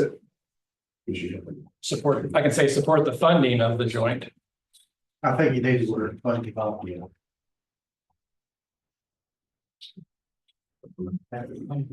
And well, does it now read like you're going to provide funding support? That's what I said. Can we just That's put in the- there, encourage the joint use? To support, just use encouraging. Well, I'm fine with the word support. I just want to make sure we're all on board with what support means. I don't know if it's. That means we're gonna go out and actively look for funding or look to do work with them or just say, attaboy, go to it. Just, Yeah, I mean. I just envisioned it as they're gonna try to go out and get funding, like from the Nature Conservancy, DNR, DES, the groups that funded them previously. And say, hey, can you kick in some funding so we can do this? The RBCs thought it was a good idea, or the Saluda RBC thought it was a good idea. They So want write more letter information. and support. Right, That type of thing. exactly, right. Just But more as I information for them. recall, and I hate to speak on Michael's behalf, but as I recall also though, his input was. Okay, this sounds like we're trying to get more statistical data points to do the type of science we typically do, but I think he also had made the point of. Using what we have. Can we have some expert opinion using the data we have, even if it's not statistically significant? I think he had made some inputs there as well. He did, yeah. And I think that was kind of his bigger point was. I kind of got the impression that, I'm not saying he doesn't support having statistically valid data, but I think he was saying in the absence of statistically enough data to have statistical significance, can we make smart expert judgments with the data we have? Yeah, and I think Luke was basically saying we're not comfortable doing that. Yeah, I would agree with you. We're missing macroinvertebrate data and fish data, or one for the, just remind me, I'm in the 70s, so. I think it was both, but I don't recall specifically. I just feel like he didn't have enough both data sets to do the type of statistical analysis that they want to do with any confidence. Both data, I was is ecological flow relationship stuff. Both the macro and the fish are feeding our determination of impact, no impact. Because most of the wording I see in results is fish.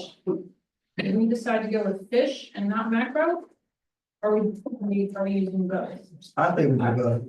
Yeah, I'd have to look back at the report and see, because they use some for certain criteria and others for certain, maybe both for some, but I don't remember with the ones we ended up with.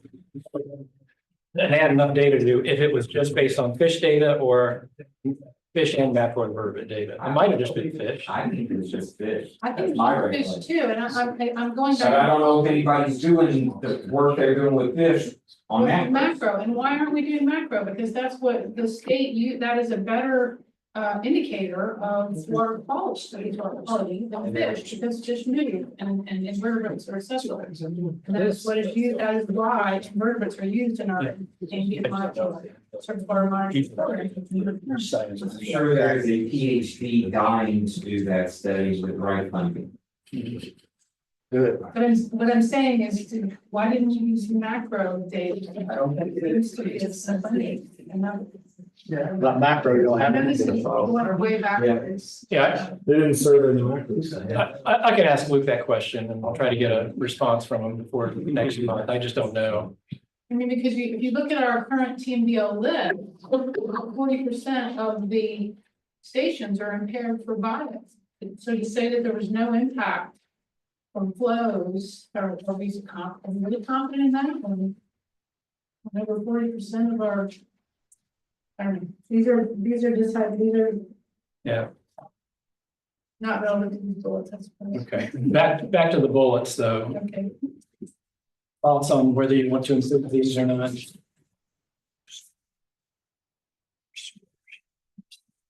I think the question in my mind is, do you think this was a significant data gap in the Blue Ridge and you want more data to be able to quantify that? And do you think it was a data gap for the larger rivers? Do you have concerns that the Saluda might not be able to support healthy flow ecology relationships, healthy biota 50 years from now, giving projected demands? So the Blue Ridge, I guess this was my question. The Blue Ridge one is for more macro and fish, and then the Saluda one is for more fish. Is that what we're? I have to read that proposal. I don't. Yeah, I read them and then I got them. Yeah, I don't know. And I'm not sure if it matters. I think it's more of a bigger picture question. Do we think that fish and or macroinvertebrates need to be collected and they need to do this study? I didn't even look at the cost either. I mean, if it was. That's the first thing I was saying. A $3 million study, then I might say, I don't know that we need that information that much. It'd be nice, but if it was $100,000 study, it'd be, yeah, that might be useful. I don't know.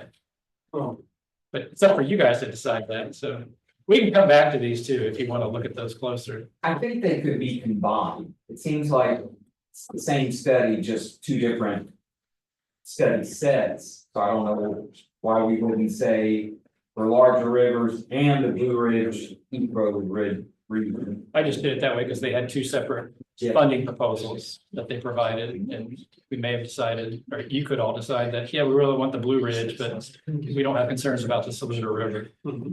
Given that 230,000, the other one is 440,000. the larger rivers is 440, so it's more expensive. Okay, yeah, so just right there, you may decide, yeah, we think it's a good use of money for the Blue Ridge, but we don't need to spend almost $500,000 for the Saluda.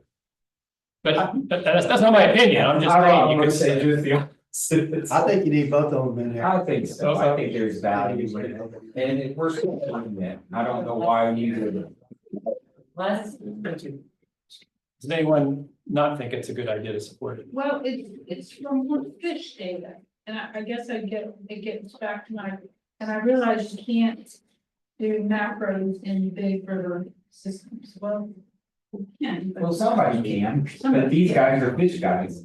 yeah, but the fish are not as indicative as the macros are. They are indicative, but. I don't. But we don't have anybody coming to us with wanting to do the macro study. I'm not saying it's not important. I'm not saying it's not a better study. It's just nobody's doing it. Unless you know somebody out there that's doing it. These fellows are down. So maybe the word incentivize the funding. And we asked them to add a macro component to it. And add a macro component. We can come back to this. I can ask them if they could do macro, and then we can sleep on it until the next one. We haven't yellow bucketed very many, so I'm not too concerned. If we green bucket these though, I would advocate that we have to have the proposals as an attachment. So people should feel really comfortable with proposals also. So if you haven't read them, please read them. It would be helpful to have a little presentation too, maybe from those that are proposing this. It is a lot of money. So how I read this is not support that proposal. That proposal was given, this is the type of stuff we. The word proposal in both those, Casey, so. I agree. So, not the, A. The proposal. I know, but you can change the to A. And it just, a proposal where we will get at some time. It's not the one that was submitted on. They would have to read that proposal. So we can fund this reading, you're saying, and. I'm saying we usually don't accept the first proposal somebody sends. We negotiate and so. So we really haven't heard it. I would love to hear a presentation. I mean, if that's what we're doing is entertaining proposals now for funding.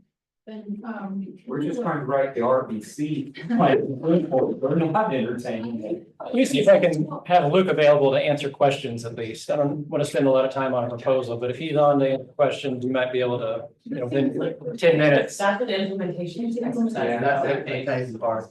Haley Dennison added an excellent comment in the chat that, as has been mentioned, for the large river segments, fish sampling is likely the better method for flow ecology relationships. However, as Haley said, in smaller streams, benthic macroinvertebrate sampling is an excellent approach. And I think we do need to discuss that with the USGS Clemson team, since they are so focused on fish. Yeah, that was Haley. Yes. Okay. Yeah. Thank you. Haley. I agree. Okay, we'll come back to it next meeting. 1:40. Let's go 10 more minutes and then I just want to go over our schedule. We've got another one on data usage and acquisition. This was one the Upper Savannah adopted. It's compiled the data obtained from established credible systems in alignment with RBC goals for use across the state before creating new systems, databases, or monitoring stations. Historic data and new data when developed needs to be publicly accessible. That was the important part of this one, and in a consistent standardized format that supports public comprehension. Tanya Tatabas, thank you. Savannah River Keeper felt strongly about this and recommended it. She deals with a lot of data and she had some very credible and strong feelings about existing data, making full use of it, getting it publicly accessible. I think she's had a struggle with getting data, and we've talked about that already in this meeting. Yeah. What is a credible system? What does that mean? Is that like NOAA, utility, what does that mean? USGS. Yeah. So, we start talking about stream gauge information a little bit there. There is the risk of having lower cost, less credible stream gauges that aren't routinely obtained or maintained, checked, calibrated, unless it's the USGS following a very standardized format. So that's kind of an example of a less credible system, since it doesn't go through the same rigorous QA/QC and maintenance. I kind of read this as part of that library, that this is a component, would be a component of that in my world thinking. Mm-hmm. We could try to work that into that for data. What was that? This one was just left very ambiguous, so it's not necessarily directed towards anybody. It's, if you say you're doing a study on sedimentation or something, make sure you're aligning with RBC goals, you're getting it from publicly available information, you're leveraging that information. I'm not sure. I don't see this as being religious or recommendation. I mean, didn't we do that? Use the data, the data. This is weird. I'm struggling to see something, visualize a concrete example Right. of doing this. She just wants data to be more publicly accessible. That's how she stated. But that's all she's getting at. She wants data available, but kind of in a more systematic, more convenient way. She might need to explain it more than that herself, but that's what I think she was getting at. Like what kind of data? All kinds of data. All kinds of data, like the watershed atlas is an example, and I mentioned that to her, I think, and she said yes, but she had a qualifier, like it. I remember what she said. It didn't give you as much, it didn't give you all the data there. It can't access a lot of the data there, but it tells you a lot of information, but there's still lacking a lot of. Especially the metadata, where the data came from. A lot of times that's lacking on some of those sites. As I read this, now that I've thought about it, it makes some sense in that the first step is to see what data are available and compile those. That's step one. And then, based on that, And when you find those data sources, they should be publicly available. And so you do these 2 steps, you find out what data are available, you make it publicly available. Of course, that depends on the agreement of whoever's collecting the data. And then you identify gaps. So the first thing is to see what's out there. Before you start saying, we're going to do something to fill data gaps, you got to make sure there's a gap there. So that's the first step. So it's a little wordy. I think it could be clear, but I can see the purpose of this, and they may have some merit in it. The other thing though that we haven't discussed is this is something that the Upper Savannah is suggesting be done across the state. So this would be more than just an Upper Savannah goal. It would be a goal that other basin councils would adopt, which is what we are being asked to deliberate.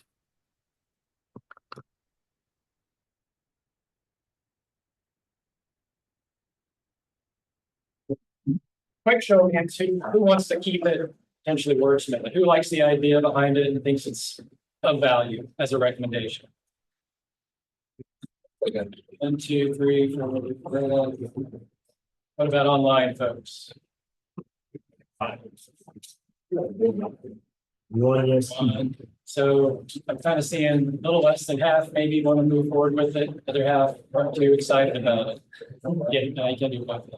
Clear your hand up. Well, like I say, to me, this is kind of that library of all of the information, all of the data for the school point.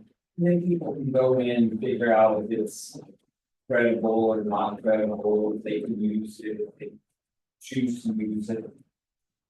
I think it should be available.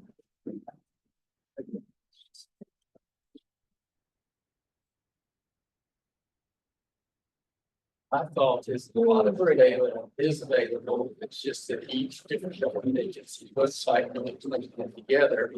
Yes, it would be nice if someone linked it all together, but that's where I don't really see that as a realistic next step.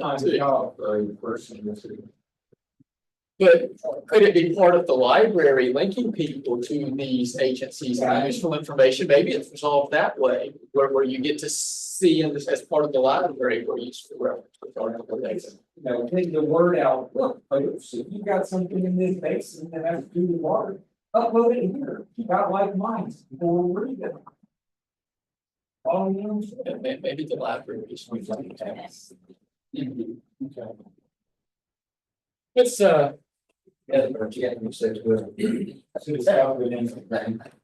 Let's come back to this one. Don't think about working it into the library and maybe highlighting the publicly accessible part or doing something, but I don't want to spend more time on it.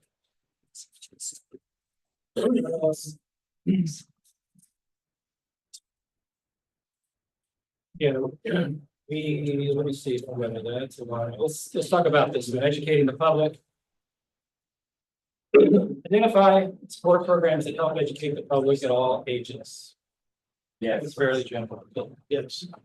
Yeah. Are you prepared when we do the implementation plan to identify how you might do that and what audiences you might target? Something we already existed in.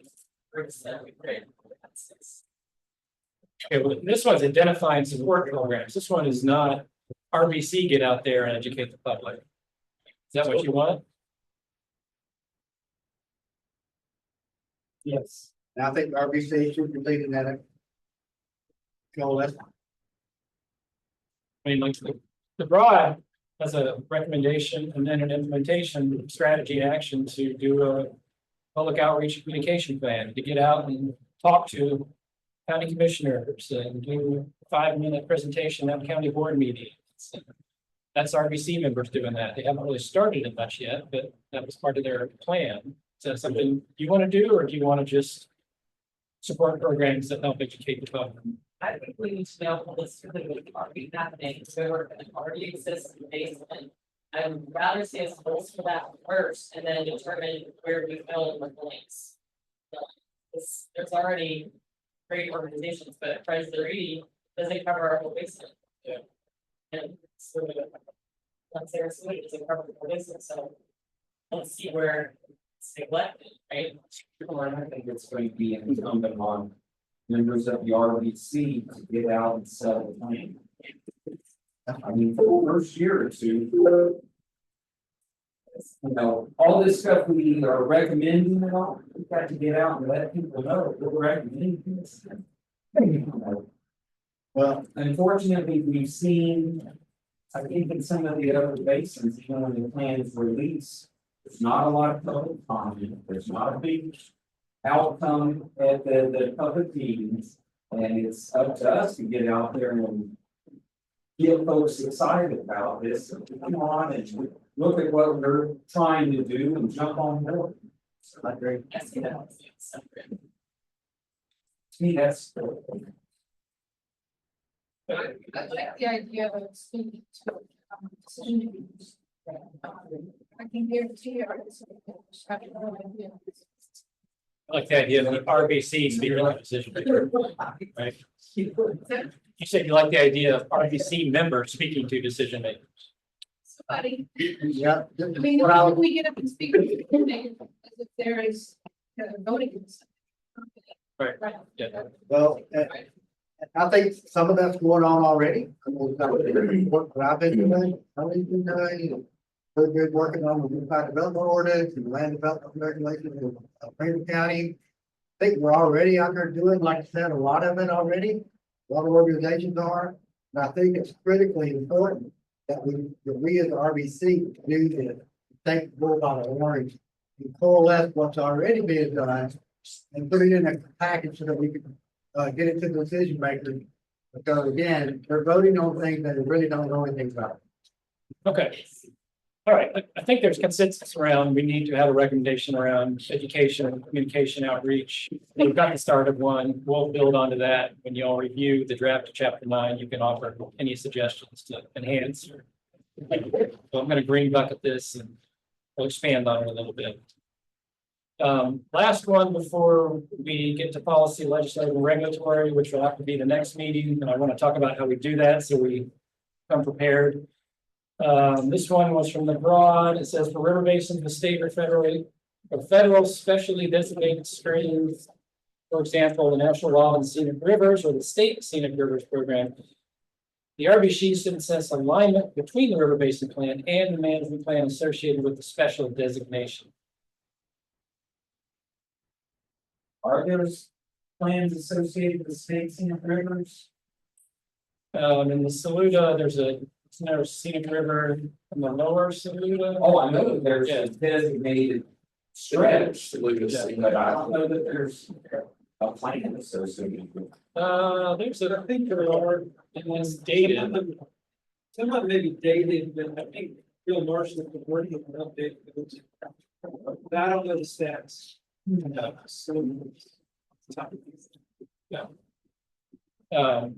I think Catherine had a comment that, well, maybe that should be done as part of this river basin plan, and in one of the chapters, we should be reviewing all those and figuring out where there's alignment with our plan. That's a possibility to some extent. I'd have to go back and look at that scenic river plan for the lower Saluda and see what we could do there. In the middle, Saluda also see it. Doesn't it? I don't remember. It is, so there's at least 2 then.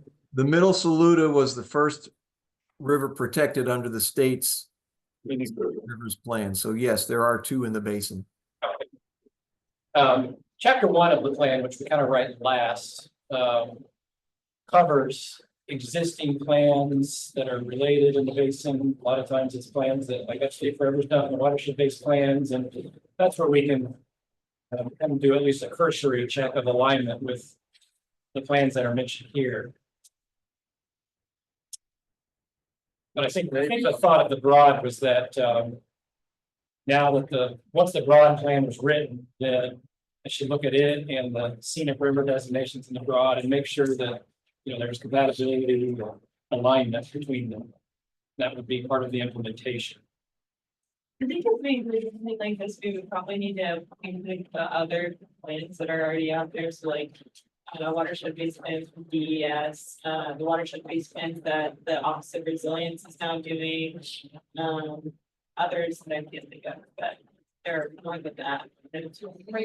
So is this like something we as a council would do after our first 2-year report is up? That the way the world is treated?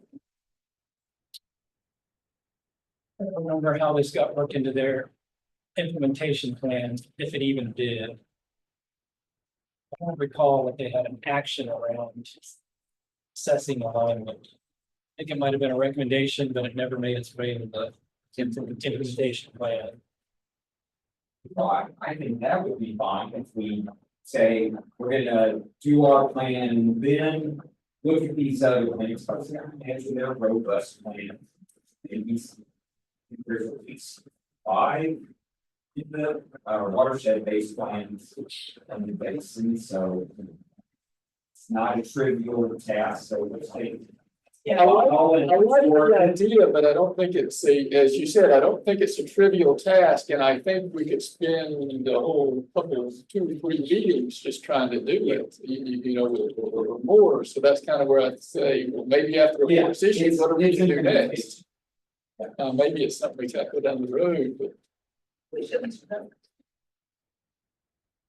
Well, greater question I want to ask is like, whose responsibility is it to make sure that these all balance? Yeah, is it? Yeah, so like, I mean, I asked the Office of Resilience, like, if they were evaluating the watershed-based plans that, like, for example, we create, they said no, basically. And so I guess it's just like, do we want to put that burden on ourselves to do this in the future? So I guess the answer to that is. What do we think would come out of that burden? If we think we can bring, oh, this is where we align. So let's work on these, and this is where we diverge, and we should, or this is where we diverge, we need to align. I think there's value. But it's not, you know, we're looking 3-4 years of work to do that. I'm fine for the RBC to tackle that, if that's what the RBC needs to do. I'm not saying it's not a good idea, I'm just saying that clearly other plans are being developed without consideration of previous plans that are already in place, and that's already an issue. Outside of what we're doing. It could be too much for us. Yeah. Yeah, with all the stuff that's going on with different committees and all this stuff going on with the statewide, it's already a can of worms, really. You know, it's gonna get even more, which I think behooves us even more so. You can condense all of our plans into something. Yeah, well, look, so I don't know, if we agree with this here, but if we're gonna watch any of that, the governor and his group talk about SC waters. Probably need to let John tell us where. Yeah, we'll just revisit this one. I think it sounds like it's important enough, but we want to figure out whose responsibility it's gonna be. During next month, we need to tackle policy, legislative, and regulatory. We need to do that all within the next meeting. What we'll probably do is start a draft of the implementation plan for everything but policy, legislative, and regulatory implementation actions.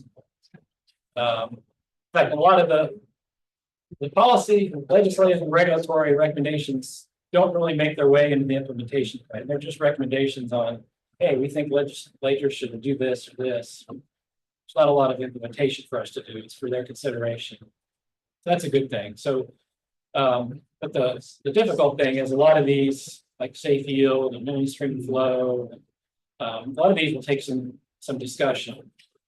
So I think it's going to be incumbent on all of you to read this information ahead of time, and we'll get it to you more than a day ahead of time again.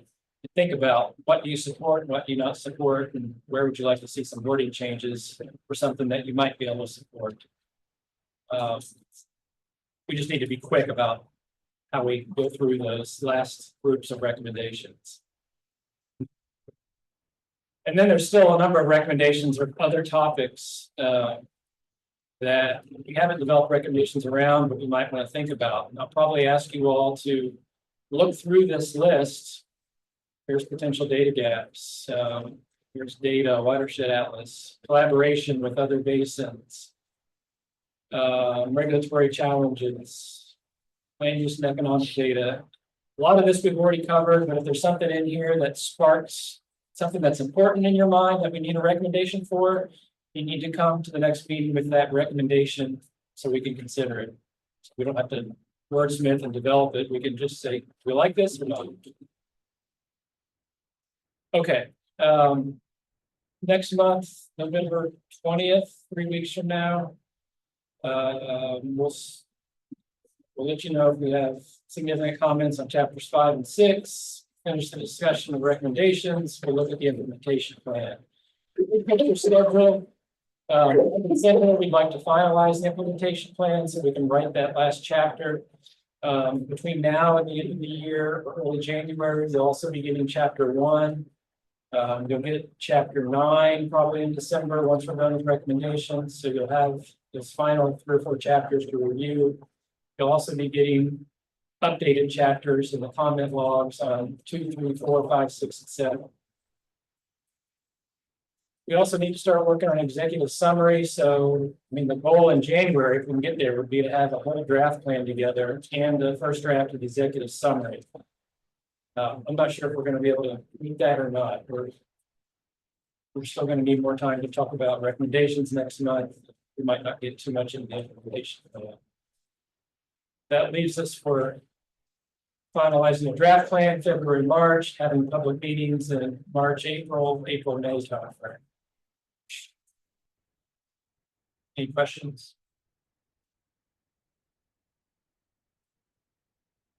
No, so I'm sorry. So the first public meeting is for the whole basin to go over the draft plan. When we take public comments, tweak it if we so choose. And second public meeting is the full roll. The final. Right. And both public meetings are very similar. We walked through kind of a presentation of here's the results. That would be given by volunteers from the RBC primarily. There haven't been a lot of comments on the plans that have been put out there so far. 3, 4 comments. That's on your level. Yeah, so Trying to get folks to comment. So that's the current plan. We just need to think ahead because there's like a 30-day notice period and got to get those on the schedule. So just need to be planning for those. Okay, anything else before we adjourn? All right. Thank you, online folks, for your participation. Why we accept the motion that we adjourn? John's already sent us all away. A second? Second. All those in favor, have a good day. Thank y'all, everyone.